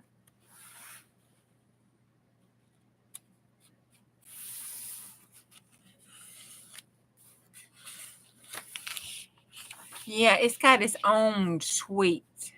I don't think it contains meat, but it does have its own taste. I don't have no brownies, but some brownies and some milk sounds good. Okay, the Goose Girl. There was once upon a time an old queen whose husband had been dead for many years, and she had a beautiful daughter. When the princess grew up, she was betrothed to a prince who lived at a great distance. When the time came for her to be married and all, she had to journey far off into distant kingdom. The aged queen, well, she packed up her stuff. Yes, she did. For her, many costly vessels of silver and gold and trinkets, and cups and jewels, in short, everything which obtained to a royal dowry. For she loved her child with all her heart. And she likewise sent her maid in waiting, who was to ride with her and hand her over to the bridegroom. For each had a horse for the journey. But the horse of the king's daughter, well, it was called Fladia. Fladia. And could speak. Oh, Lord, they should have called it Karen. She got on the horse, and the hour of departing soon came. And the aged mother went into her bedroom, took out a small knife, and cut her finger with it until it bled. Bless it. Then she held a white handkerchief to it, to which she let 3 drops of blood fall, and then gave it to her daughter, and said, "Dear child, preserve this carefully. It will be of service to you on your way." Uh-oh. So they took a sorrowful leave from each other. You know, they were blubbering and blobbering and crying and everything. The princess put the piece of cloth in her bosom and mounted her horse, and then went away. It says bosom, I didn't make that up. And then went away to her bridegroom. After she had ridden for a while, she felt a burning thirst, and said to her waiting maid, "Dismount and take my cup which you have brought for me, and get me some water from the stream, so I should like to drink." "If you are thirsty," said the waiting maid, "get off your horse yourself, and lie down and drink out of the water hole. I don't choose to be your servant." Well, I thought that's what lady maids were. Okay. All right, then, little sassy thing. Whew. So, in her great thirst, the princess alighted, bent down over the water in the stream, and drank, and was not allowed to drink out of the golden cup.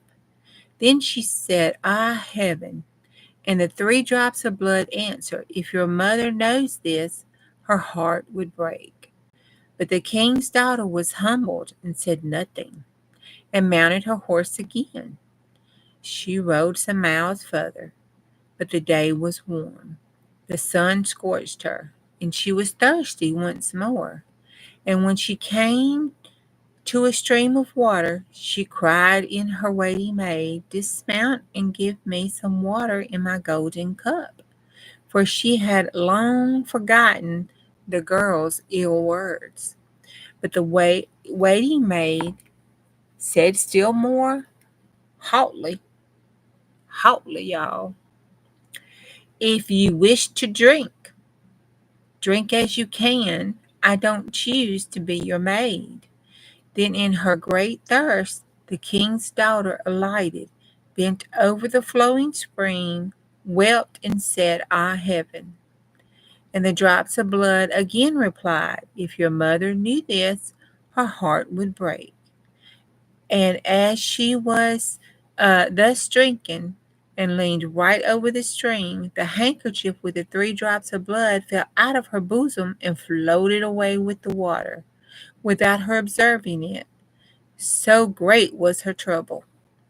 The waiting maid, however, had seen it, and she rejoiced to think that she now had power over the bride, for since the princess had lost the drops of blood, she had become weak and powerless. So now, when she wanted to mount her horse again, the one that was called Florida was waiting. "It's more suitable for me, and my nag will do for you."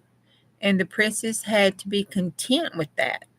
Then the waiting maid, with many hard words, invited the princess to exchange her royal. Oh, honey, this maid finna get killed, I bet you. To change her royal dress for her shabby clothes. And at length she was compelled to swear by the clear sky above that she would not say one word of this to anyone of the royal court.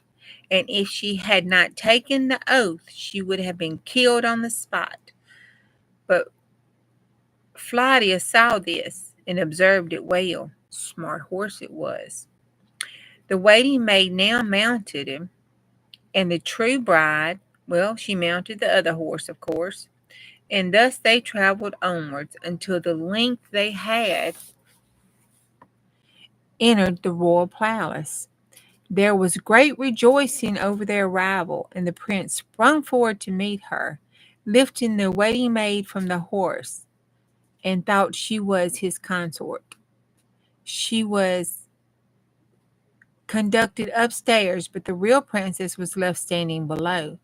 Then the old king looked out of the window and saw her standing in the courtyard, and how dainty and delicate and beautiful she was, and instantly went to the royal apartment and asked the bride about the girl she had with her and who was standing down below in the courtyard, and who she was. "I picked her up on the way for a companion. Give the girl something to work at, and she might not stand idle." But the old king had not worked for her and knew of none. So he said, "I will have a little boy who tends the geese. She may help him." The boy was called Conrad, and true bride had to help him tend the geese. Oh, Lord. Soon afterwards, the false bride said to the young king, "Dearest husband, I beg you to do me a favor." He answered, "I will do so most willingly." Bless his heart, he don't even know. Then sent for the knacker. What is that? And had the head of the horse on which I rode here cut off. Oh, she gonna kill the horse, y'all. Whew. Blessed Jesus. Mm-mm-mm. That's an evil woman.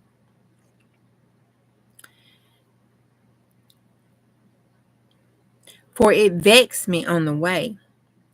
In reality, she was afraid that horse might tell on her. Yes, she was. And uh,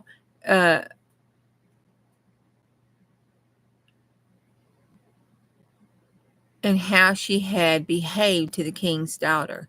Then she succeeded in making the king promise that it should be done, and the faithful Flaudia was to die. Poor horse. This came to the ears of the real princess, and she was secretly promised to pay the knacker a piece of gold if he would perform a small service for her. There was a great, dark-looking gateway in the town through which morning and evening she had passed with the geese. This would be so good as to nail up Flaudia's head on it so that she might see him again once more. The knacker man promised to do that and cut off the head and nailed it. Oh God, what the hell? And nailed it fast beneath the dark gateway. Early in the morning, when she and Conrad drove out their flock beneath the gateway, she said as is passing, "At last, Flaudia, hanging there." And then the head answered, "At last, young queen, how ill you fare. If your tender mother knew, her heart would surely break in two." Then it went still further out of town and drove their geese into the country. And when they came to the meadow, she sat down, unbounded her hair, which was like pure gold. Good Lord, I thought it was too. And Conrad saw it and was delighted in its brightness and wanted to pluck out a few hairs. Then she said, "Blow, blow the gentle wind, I say, blow Conrad's little head away, and make him chase it here and there until I have braided all my hair and bound you up again." And there came such a violent wind, yes it did, and it blew old Conrad's head right far away across the country, and he was forced to run after it. And when he came back, she had finished combing her hair and had it put up again, and he could not get any of it. Then Conrad was angry and would not speak to her, and thus they watched the geese until the evening, and then they went home. The next day they was driving the geese out of the dark gateway, and the maiden said, "At last, Flaudia, hanging there." And Flaudia answered, "At last, young queen, how ill you fare. If your tender mother knew, her heart would surely break in two." And she sat down again into the field and began to comb out her hair, and Conrad ran and tried again to clutch it. And she said in haste, "Blow, blow, thou gentle wind, I say, blow Conrad's little head away, and make him chase it here or there until I have braided all my hair and bound you up again." And the wind blew again, and it blew the little head off his head and far away, and he had to chase it and was forced to run after it. And when he came back, her hair was put up long time, and he could get none of it. And so they looked after the geese until the evening came. But in the evening, after they had gotten home, Conrad went to the old king and said, "I won't tend the geese with that girl any longer." "Why not?" inquired the old king. "Oh, because she vexed me the whole day long." And then the aged king commanded him to relate what it was that she did to him. And Conrad said, "In the morning when we passed beneath the dark gateway with the flock, there's a sorry horse's head on the wall, and she says to it, 'At last, Flaudia, hanging there.' And the head replies, 'At last, young queen, how ill you fare. If your tender mother knew, her heart would surely break in two." And Conrad went on to relate what happened on the goose's pasture, and how, when he had to chase his head, the aged king commanded him to drive the flock out again the next day. And as soon as the morning came, he placed himself beneath the dark gateway and heard how the maiden spoke to the head of Flaudia. And then he too went into the country and hid himself in the thicket in the meadow. And they soon saw with their own eyes the goose girl and the goose boy bringing their flock, and how after a while she sat down and unplaited her hair, which shone with radiance. As soon as she said, "Blow, blow the gentle winds, I say, blow Conrad's little head away," and make him chase it here and there until I have braided all my hair and bound it up again. And then came a blast of wind and carried off poor Conway's hat. Yes, it did. Conrad's hat. So that he had to run far away with the little maiden. Quickly and quietly went on combing and plaiting her hair, all of which the king observed. Then, quite unseen, he went away, and when the goose girl came home in the evening, he called her aside and asked why she did all these things. I may not tell you that, and I dare not lament my sorrows to any human being, for I have sworn not to do so by the heavens which is above me. And if I have not done that, I should have lost my life. He urged her and left her no peace, and he could draw nothing from her. Then he said, if you will not tell me anything, tell me your sorrows into the iron stove there. And he went away. Then she crept into the iron stove and began to weep, and emptied her whole heart and said, here I am, deserted by the whole world, and yet I am a king's daughter, and a false waiting maid has my force brought me to such a pass that I have been compelled to put off my royal apparel, and then she has taken my place with my bridegroom, and I had to perform mental service which as a goose girl. If my mother did not know that, her heart would break. Oh, if my mother did know that, her heart would break. The aged king, however, was standing outside by the pipe of the stove. Oh, sneaky dog. Just sneaky dog.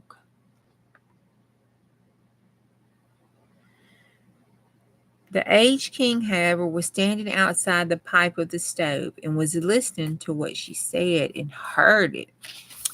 Then he came back again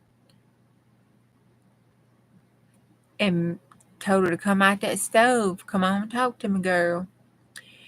And the royal garments was placed on her, and it was a marvelous how beautiful she was. The aged king summoned his son and revealed to him that he had gotten the false bride who was only a waiting maid, but that the true one was standing there, as is sometimes goose girl. The young king rejoiced with all his heart when he saw his beautiful young, and had a great feast, and was made ready, to which all the people and all the good friends were invited. At the head of the table sat the bridegroom, with the king's daughter at one side of him, and the waiting maid on the other. But the waiting maid was blinded, and did not recognize the princess in her dazzling array. When they had eaten and drank and was merry, the aged king asked the waiting maid a riddle.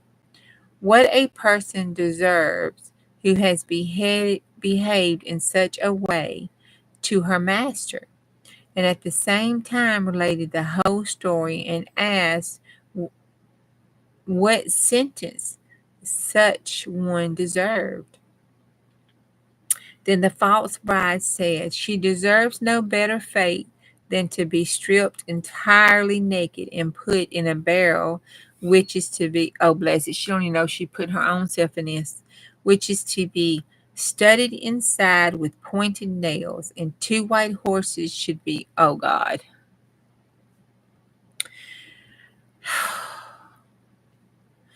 Two white horses should be harnessed to it, which will drag her along one street and another until she is dead. Oh, God. Is it you? Asked the aged queen. And you have pronounced your own sentence. Oh, my God. And thus shall be done upon you. When the sentence had been carried out, the young king married the true bride, and both of them reigned over the kingdom in peace and happiness.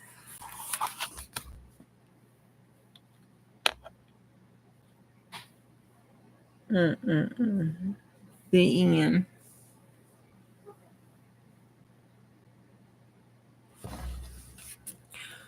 It couldn't even be a story about a nice little old goose girl, could it? I mean, good God Almighty, yes, it was pretty graphic. I got to read that book and see what the hello kind of drugs these boys was on. Didn't they do opium freely back in them days? I guess they must have mixed it with a little bit too many mushrooms. I mean, it started out a good story. And, you know, if you would have dressed it up a little better, you vote for a new book. I vote for a new book, too. Want somebody find us a new book to get.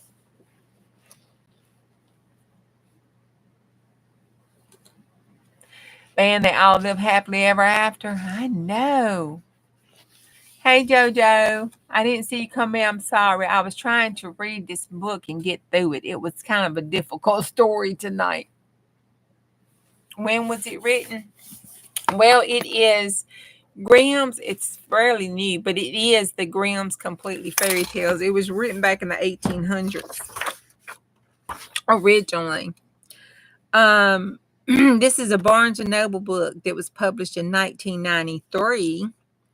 But the Grimm's Brothers Fairy Tales was from 1849. Was it? There's an introduction in here, but it is in this other book. I think it was 1800 to 1849. Let me see. Where did I put that book? Here it is. This is the other one that fell off the shelf. And it was a Grimm's Fairy's Tale. And it has the introduction in it with a timeline. Look at this timeline. 1785. It talks about that they was in Germany. And he was born and he was the second of the children.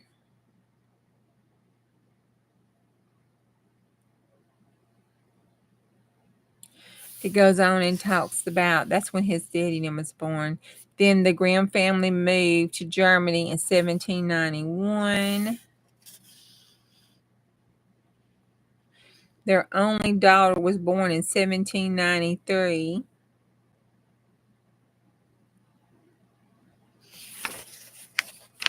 Same time the king was executed. Then another son died in infancy. Bless her heart, they just didn't. They had a terrible.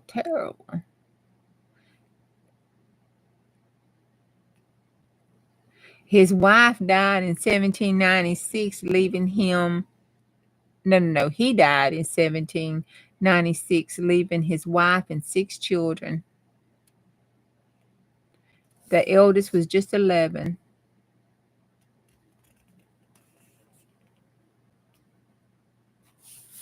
It goes on and talks about how the Hansel, I guess it just, oh my God, I got to read this because I really think they told these stories and came these stories up from their life. That would just be terrible.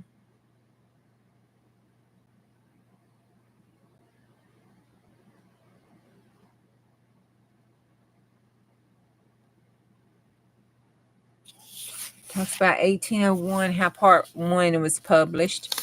So it was the early 1800s, all the way up into 1863, where Jacob Grimm dies on September the 20th in the United States.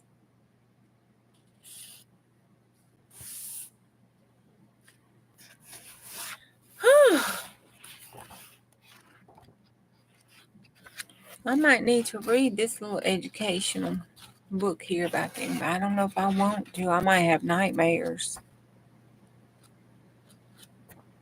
I just might have some nightmares and a half.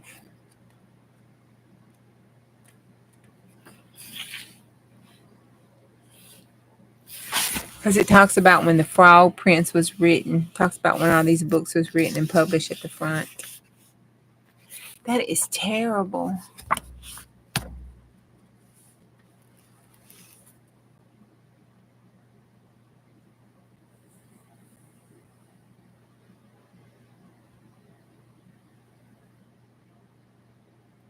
I know, but that's what it says. Grimm's Fairy Tales. That's what it says. But I think they took those Grimm's Fairy Tales and dressed them up and made Cinderella and everything else and Happy Ever After and all that. I think that would be horrible.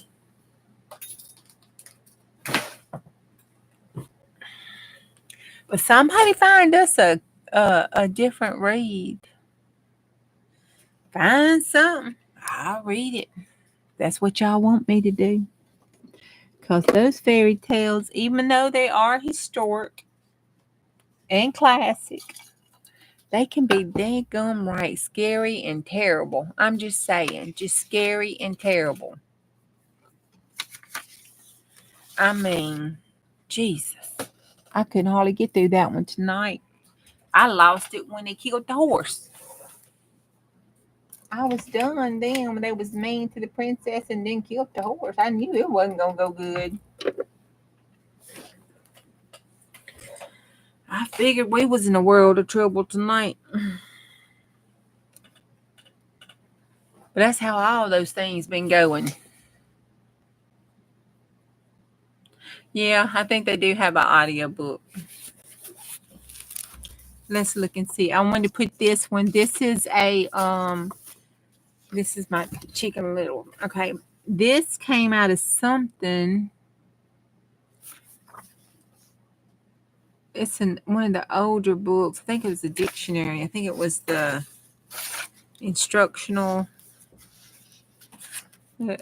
chicken feather.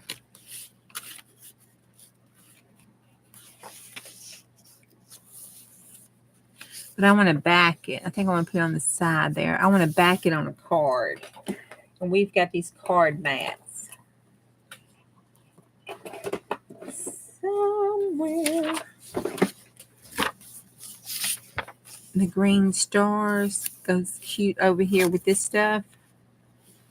So I want to just back it and put it on here like that. I thought that would look good. I did. Oh, I'm glad Marty went to bed. Didn't see me leave my paint open. I really, really did. Well, I guess before I get that, everybody left. I didn't even say goodbye and thank them for coming and supporting me tonight and my journey on this 100 days, which has been kind of fun, though, seriously. It's been very relaxing at night until I get keyed up and get ideals going. I got to learn not to do that. That's kind of hard, though, ain't it? It's a little hard.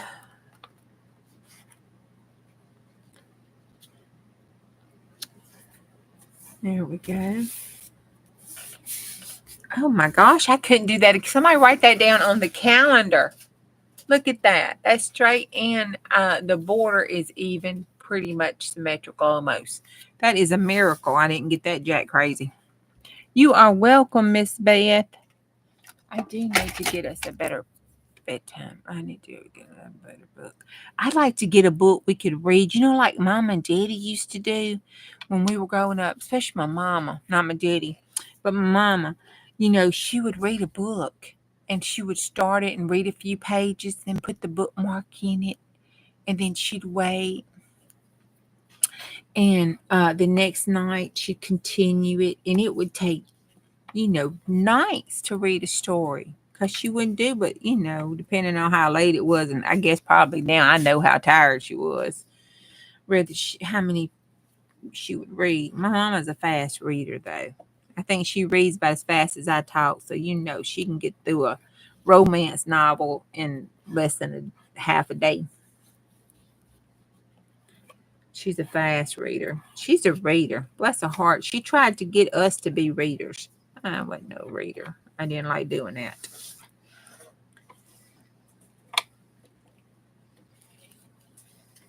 But Lord knows she bought us enough books. She tried to instill that in us. Guess that's where my love of books came from.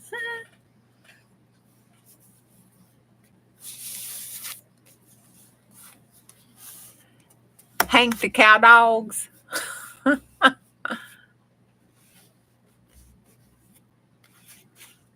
Yeah, Little House on the Prairie series.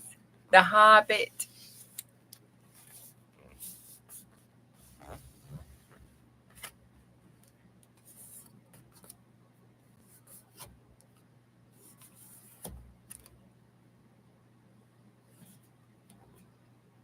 I don't know. You just Googled short stories?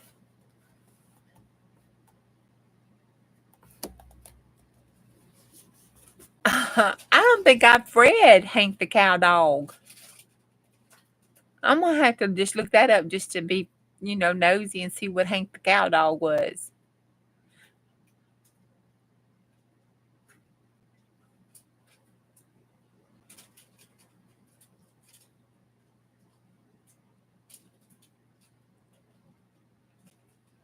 So you Googled short stories, and maybe you could read one of those. There are stories online there. Okay. Angie. I am not reading 50 Shades of Grey.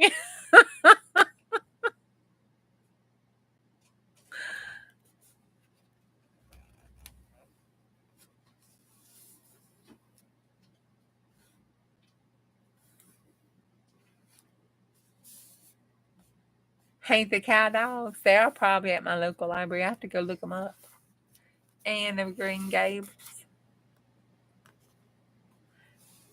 What have you not seen yet? 50 Shades of Grey. I know.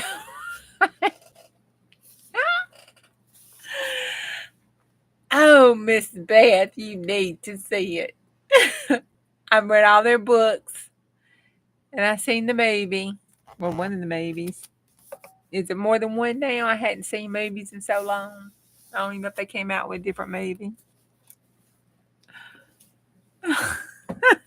Yeah, Angie says that, and it's like, it's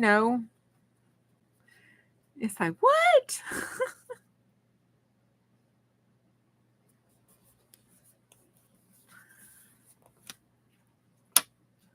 Oh my God, YouTube would probably ban me for sure. All right, then I want. Oh, look, that's what we put in there last night. That pull right off because it's brittle. I didn't cover that piece because it was going to come off. So it just comes off like a napkin. Look at it. Throw that in the trash. That's cute, though. That did do cute.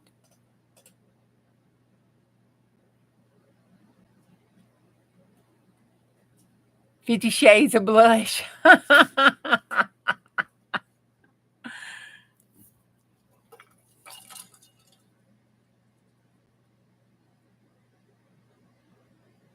Really?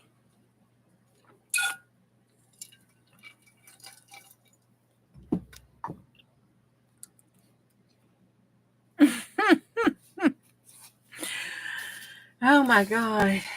I don't think I can make it through it. And I don't blush that way. I don't blush that easy. I just don't. When you're a med surg nurse and you have to go through the educational process after hip surgeries and everything else and prostate surgeries and all that kind of stuff, you have 6 boys that you have to talk to about that. You just don't blush quite that much.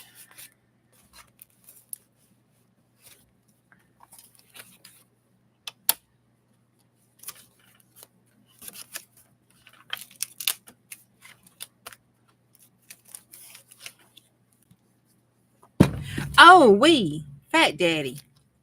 That was your head. Bless it, trying to knock yourself out. I know. You must need some water or something. What's going on? Bless it. Knock yourself out. You don't have that much sense in there you're trying to knock out, dude. Jesus. Scared me. You scared me. You scared me. Yeah, you need some water. Get down. Is your water thing empty? That old kitty cat drank your water, baby. She drank your water. You let your woman have your water. Was you a good fat daddy? You was a good fat daddy, wasn't you?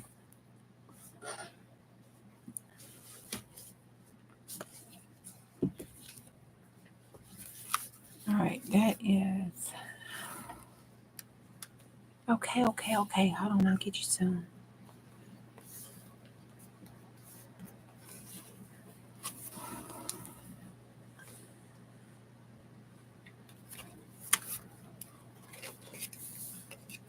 All right, that'll fit right in between there, but I might have to wait until it dries. If I don't, I gotta get Fat Daddy some water. He is not gonna let me be.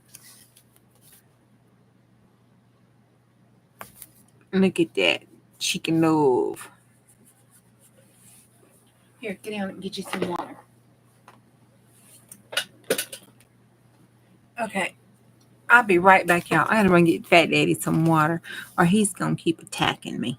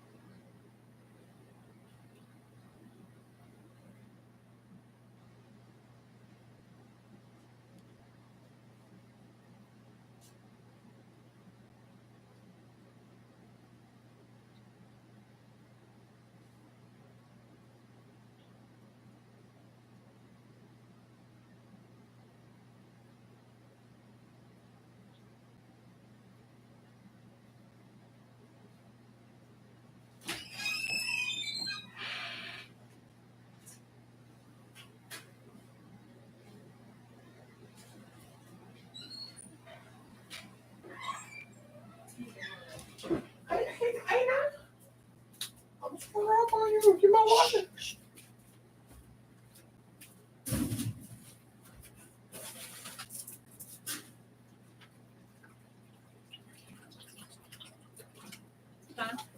Here you go. Watch out. Pick that up instead of just running over it. If you knock it all in the floor. What are you talking about? I may knocking all my stuff in the floor.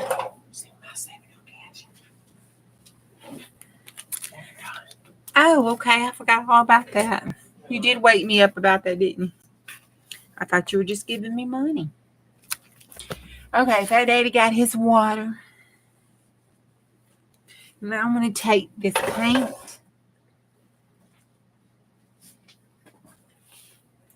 I'm going to do a page in Bubba Teeny. Because Bubba Teeny, let me put it up there out the way. Let me throw this in the garbage. It's gone. Bubba Teeny needs a new dress.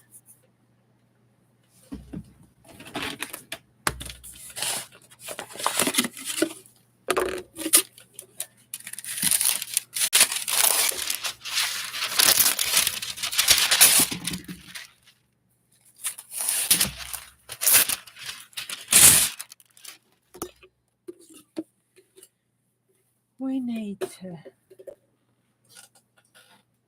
Well, I need to stop throwing stuff out of my way.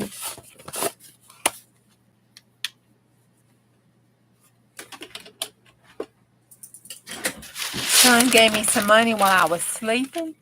Can I explain Bubba Teeny? Okay, sure.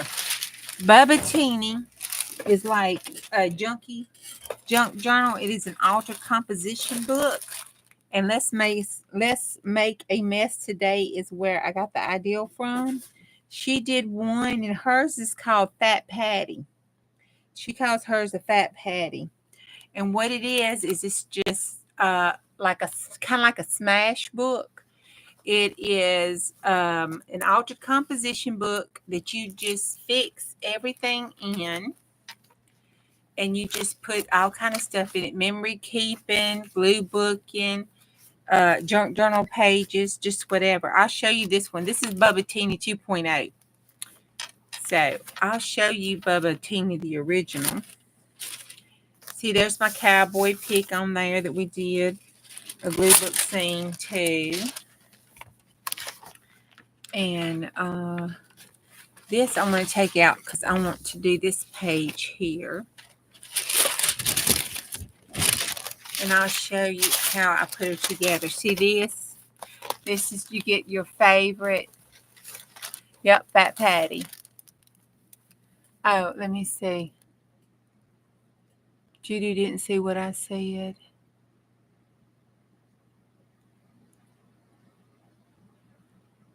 Oh, no.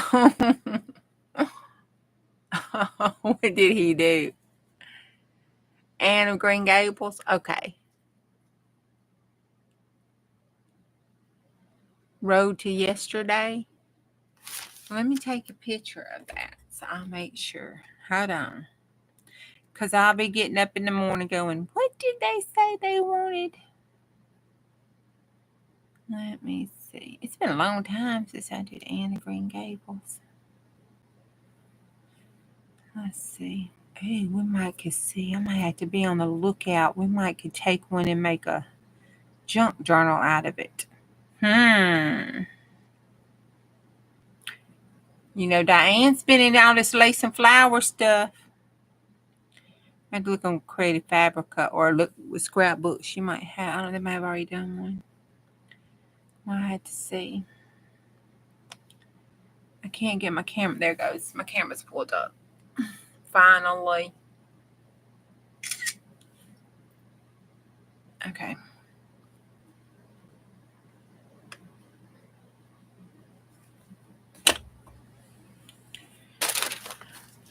But you take your altered composition notebook and do it just like an altered composition notebook. What I do is I usually glue just the 2 pages together and just glue 2 pages. I get the 100 page or the 80 page, and then I just glue the 2 pages together. And then in the middle, you go to the middle and you just pick out lace, ribbon, trim, fabrics. You know, here's some ribbon that was made, I think, out of a piece of something. There's some baker's twine in there. And then you put it together. You bring it around your book. And then you tie it in a knot. And you put the knot up at the top. And you just pull it tight knot that reinforces the spine. And you do that. You divide the book into thirds. And you do it in thirds. On the cover, you cover it, alter the cover any way you want to. It's your book. You do whatever you want to do it.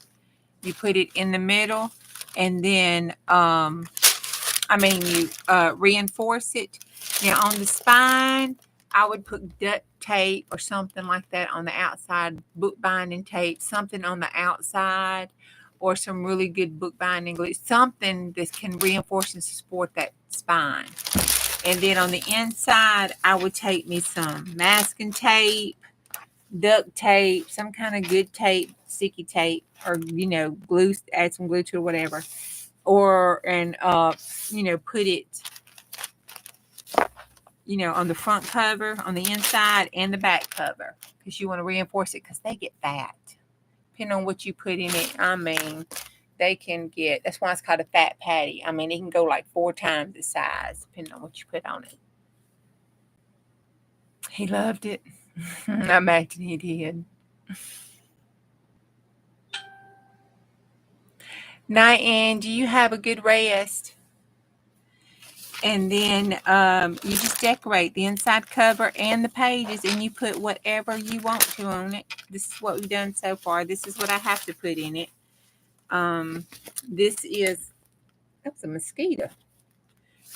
This is a card of the Last Supper. Miss Linda sent this to me.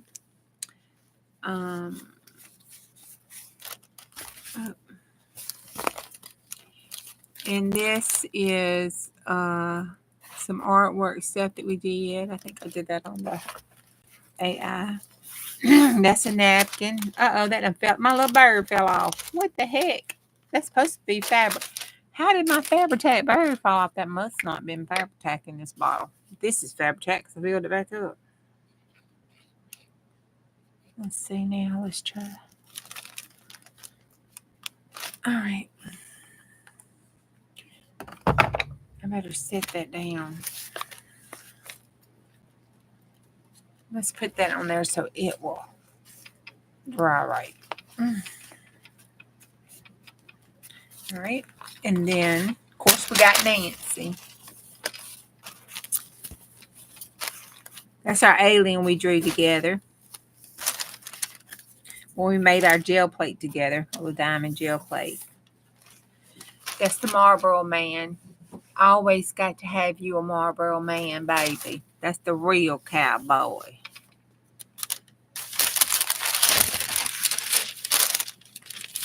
But your Fat Patty, Bubba Teeny, whatever you want to name it does not have to look like mine.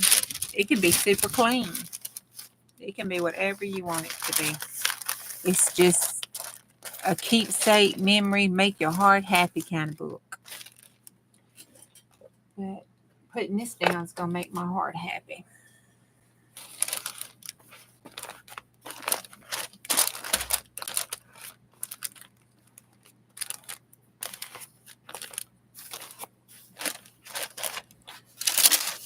Get this in some water. Oh, Fat Daddy is trying to get in the daggum box. I knocked down. Bless his heart. You know, his Fat Daddy, he cannot fit in some things he tries to fit into. But you know, he got on the table when I had that estate stuff up there in a shoebox. It was a small shoebox too. I ain't talking about no extra large shoebox. I'm talking about something little kids' shoes would fit in. And you know, he folded his whole body. He laid in that thing. Fit in it too. Now, while this first part of this is drying, I'm gonna get the other Bubba Tina and show you.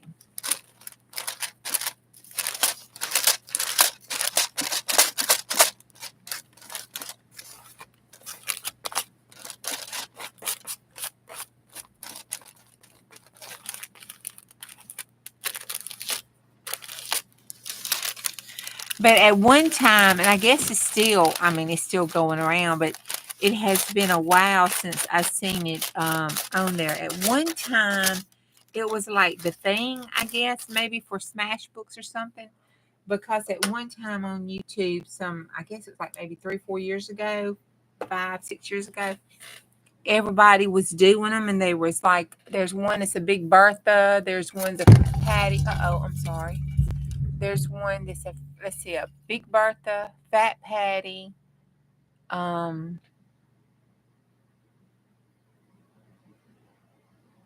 something Fred. And then I forgot what the other one's name was. And there were some real popular YouTubes like Let's Make a Mess Today. You know, some big names in that circle at the time that did it. You know, it was a thing, I guess, fad or something. You know how it goes. It cycles through. I saw her Fat Patty and just fell in love.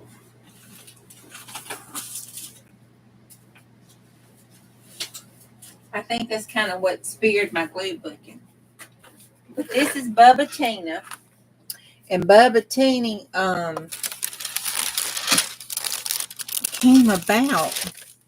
I first named her Bubba because I wanted to call her Big Bertha. But the other man had Big Bertha, so I didn't want to take his name. But so I thought, well, you know, it's the back 40. We all got Bubba. So I'm, you know, when you really love your brother, you call it Bubba. So I'm gonna call him Bubba. Well, Bubba started getting girly. I thought, well, we can't have Bubba not knowing what he is. So I added a teeny onto it from, as a girl, because when you're fat like this in the South, you might have the nickname called him Tiny. So I put Bubba and Tiny together and came up with Bubba Teeny. So that's how we got Bubba Teeny's name. This is the outside. And it has just layers. I mean, there's all kind of layers on this. Like, I love that, so I stuck that on there. I love that. I stuck that on there. See? There's even some French lace somewhere in here. I love that. Miss Miss Debs. I love her stuff, so I stuck one of those on there. I got that Wallace 72 from Miss Pat. Just layers. Bonbon sent me the animal print to go in it, so that's animal print on the outside. It's just layers and layers of stuff. Just layers. Front and back, just layers. That's even wallpaper. I had to extend the back out. I mean, Bubba Teeny she's had to get an alteration to her clothing. So then I put her name on it.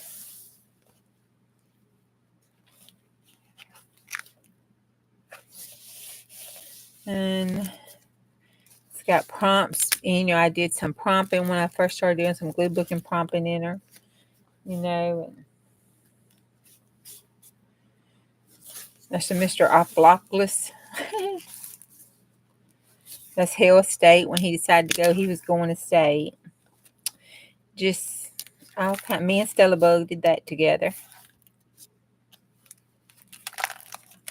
It's just different stuff, different memories, different little glue book and things, cards given to me, and jelly printing stuff I made, and just all kind of stuff. Just whatever. That's a prom thing. That's a note from Big Daddy when I was at the retreat.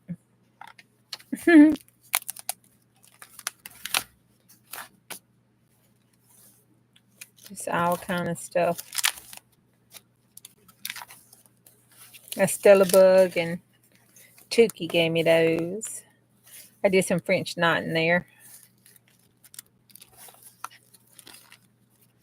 Carrie sent me that. Tukey Bug gave me a birthday card. I love that one. That's a shaker.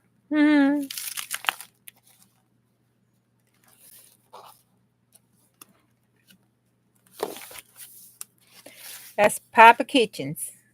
That's Pappy and his artwork.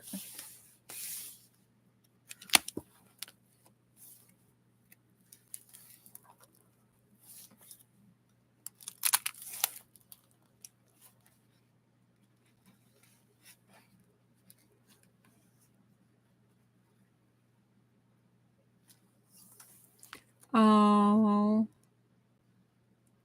Oh, that is so good, Julie.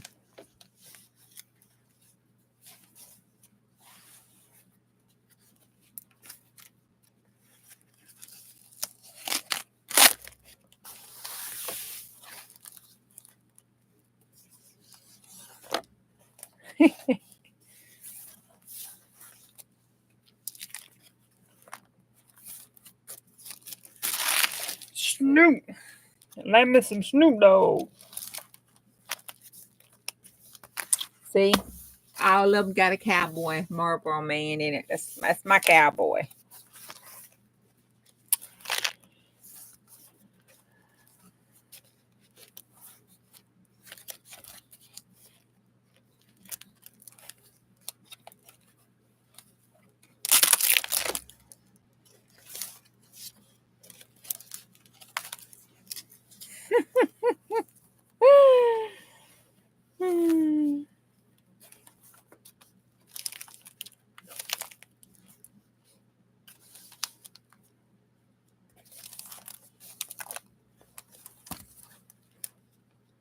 No giddy yet like that, did it?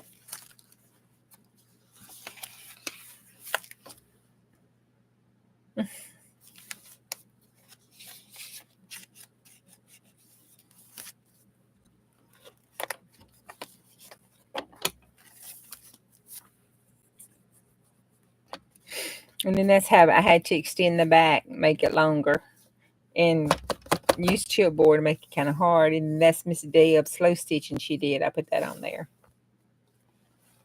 And that's it. They had just a few pages.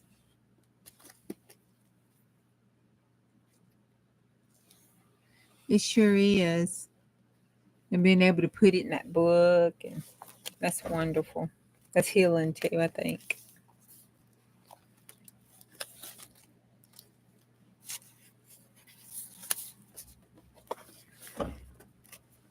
Look at that. It's almost as big as my hand. And I just quit working in her. And started a new one because the spine was starting to push back, and I was afraid it was going to tear off since I put that big hunky cardboard back there. But she's so cute. I had such a good time doing her.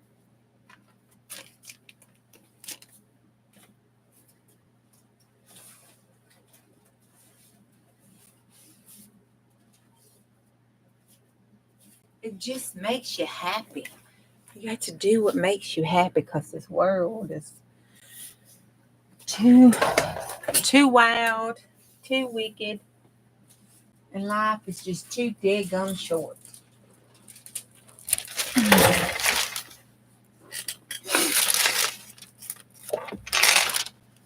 I'm going to put some purple. I want to finish painting this so it'll dry overnight. So I'm going to do this, and then I'll go probably try to take my happy butt to bed. I thought I would just completely cover it up as a base with this. And then, we might do something else.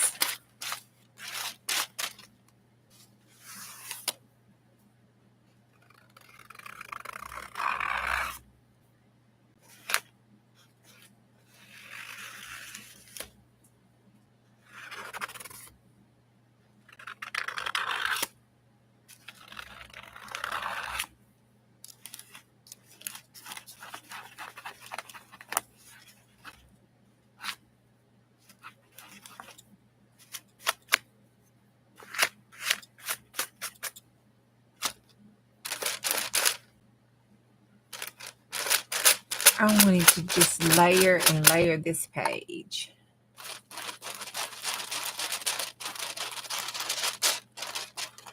This maybe some stenciling, mark making. I don't know.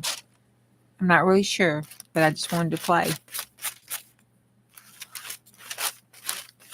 Then I'm going to cover it with that silver, I think.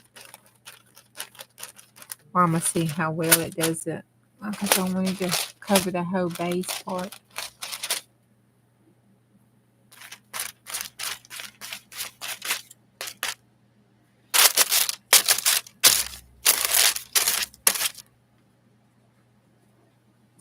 I think that's all the purple, so I'm going to do this purple up. Oh, there's a dog.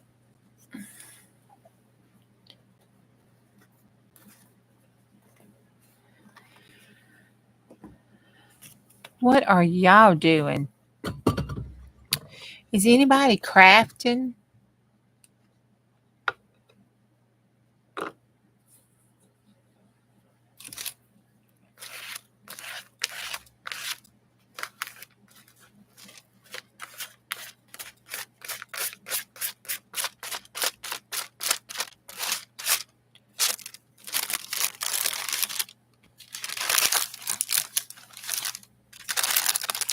I usually get off here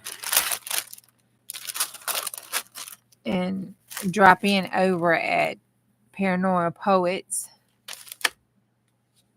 And Crafty Witch sometimes is on. You getting ready for bed?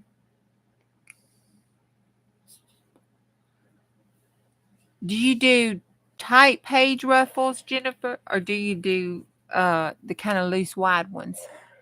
Or do you just mix it up, do whatever? I've gotten better at page ruffles. Those were a pain.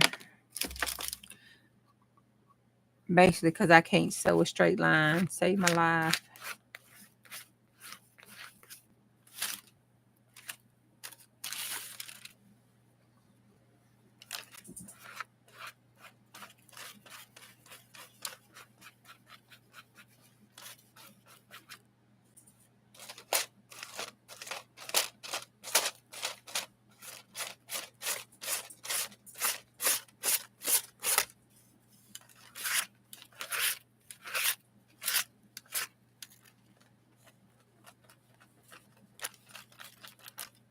Oh, this is going to be cute for a background, for a base page.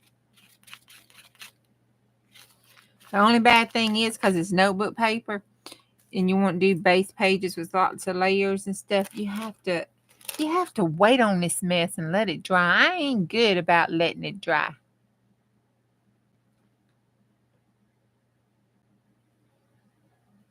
You mix it up. Those are kind of the first ones. Okay. I'm not going to lie. I mix it up because it's whatever comes out of the sewing machine. I just try to make it where it looks like a ruffle and it'll fit in a journal.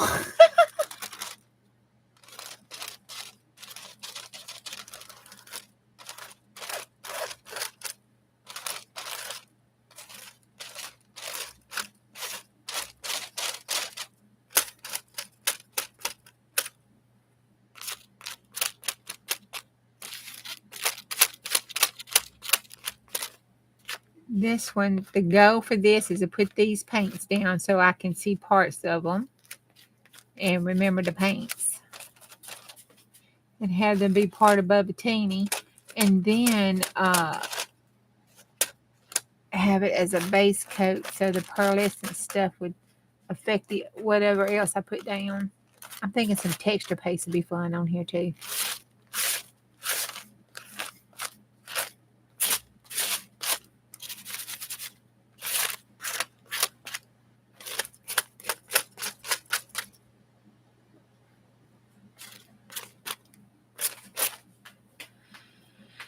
Okay.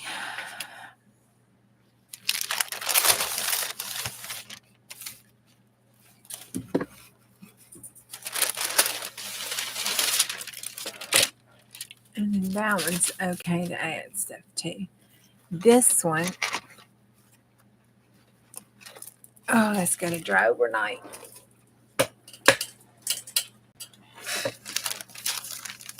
Okay, this one I want to add this to so I can make me a collage.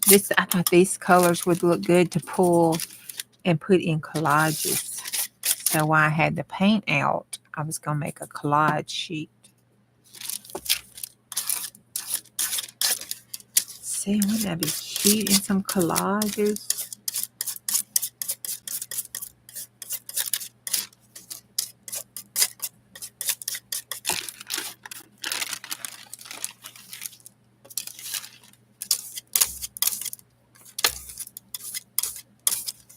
All right, let's get that one.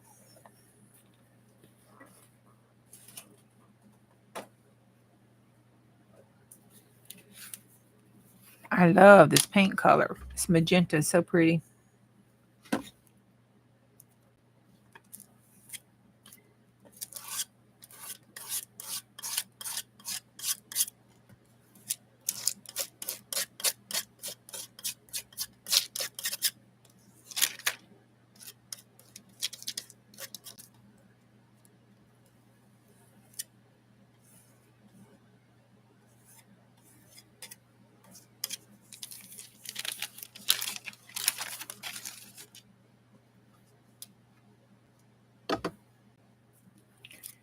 And I'm going to put this because that's not, I need a lot of purple for my two. For Sissy's and Brandon's journal, I'm going to need a lot of purple. But I wanted some pink and silver, especially for me. Go with my journals, I like pink. I wish I had some blue color like this because apparently I'm into this blue, yellow, and blue and white thing. I don't know what that's about or how that came about.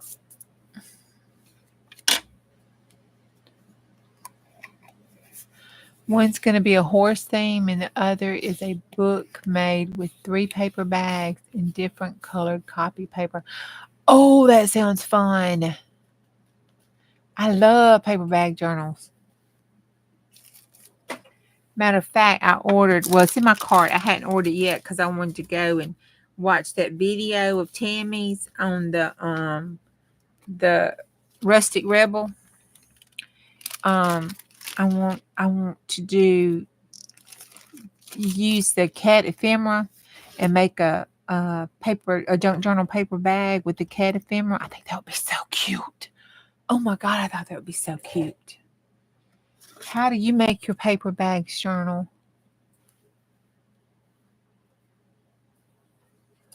Oh, from a paper craft magazine set. That should be fun. Now, are you just going to use the paper bags and make a journal, like a bound journal? Or are you going to do the accordion? Do you know yet what kind of paper bag journal you're going to do? I like doing them all. I need to give away y'all. Have y'all looked at our subscriber numbers? Oh my God, we have 400 and something, like 90, 92 something. I mean, I got to get up off my behonkers and do that giveaway thing for the 500 subscribers, because that's going to be coming up fast. You know, we already have that next, I don't know, 2 or 3 months.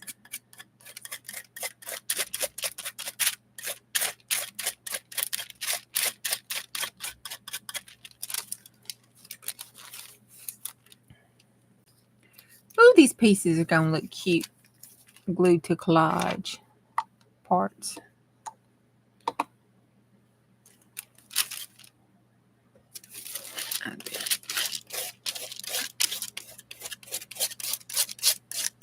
I'm going to see if I can get it kind of, yeah, there we go. I want some parts kind of thin and some kind of thick on this purple, because I'll be using that a good bit.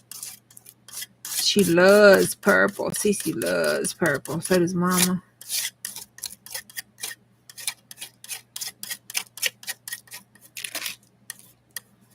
I had to be different.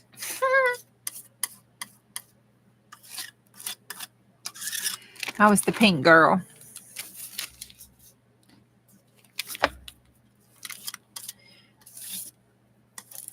There we go.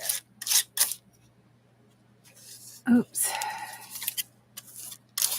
I'm going to go back, I think, and put silver on that end.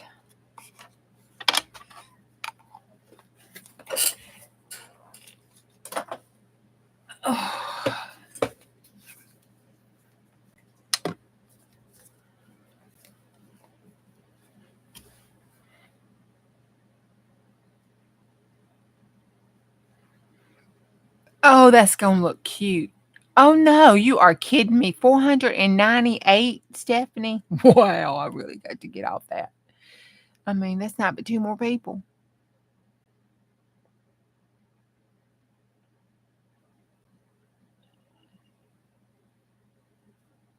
You fold the bags in half, glue the base down, and put 3 pages in between all of them and sew them together 3-hole thingy. 3-hole pamphlet stitch. Then you cut them out and make big pockets. Cool, that does sound neat. She started doing that. Linda Ears started doing that this week.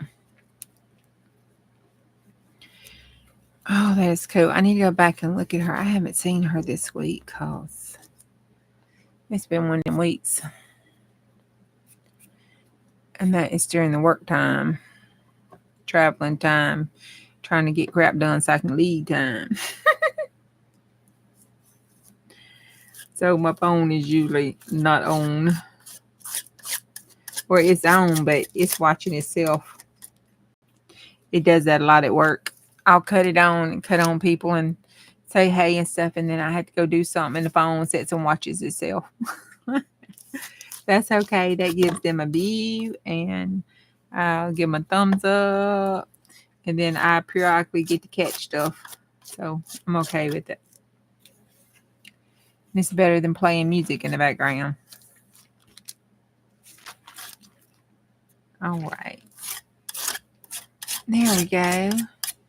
Now that's that whole sheet of paper covered with those 3 different colors that we can pull out and make collage pieces to put on our collage or decorate or do whatever. Those are pretty colors. And I'm going to put this over the top of my sewing machine to dry. And a little bit's going to get on my sewing machine top. And I'm going to wonder why my sewing machine top looks like it looks with all that paint on it. Huh.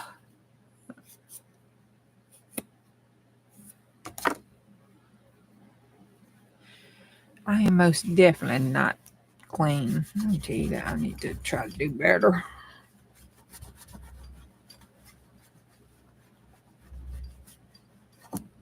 It's like that rebellion child in me. I have to be so clean, neat, and sterile and everything and organized in different parts that when I get in my craft room, I just want to have just a messy, messy good time. Just let it all hang out. I'm going to put this up and let that dry. There's a white spot right there. Let me see if I can clean up some more and get some color on it. No sense in wasting good paint, is it? There we go. I'll set that up there to dry.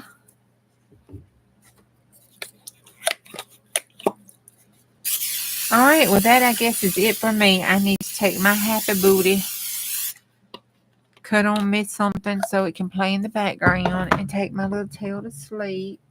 So I will be able to get up and go to work tomorrow like a good little girl.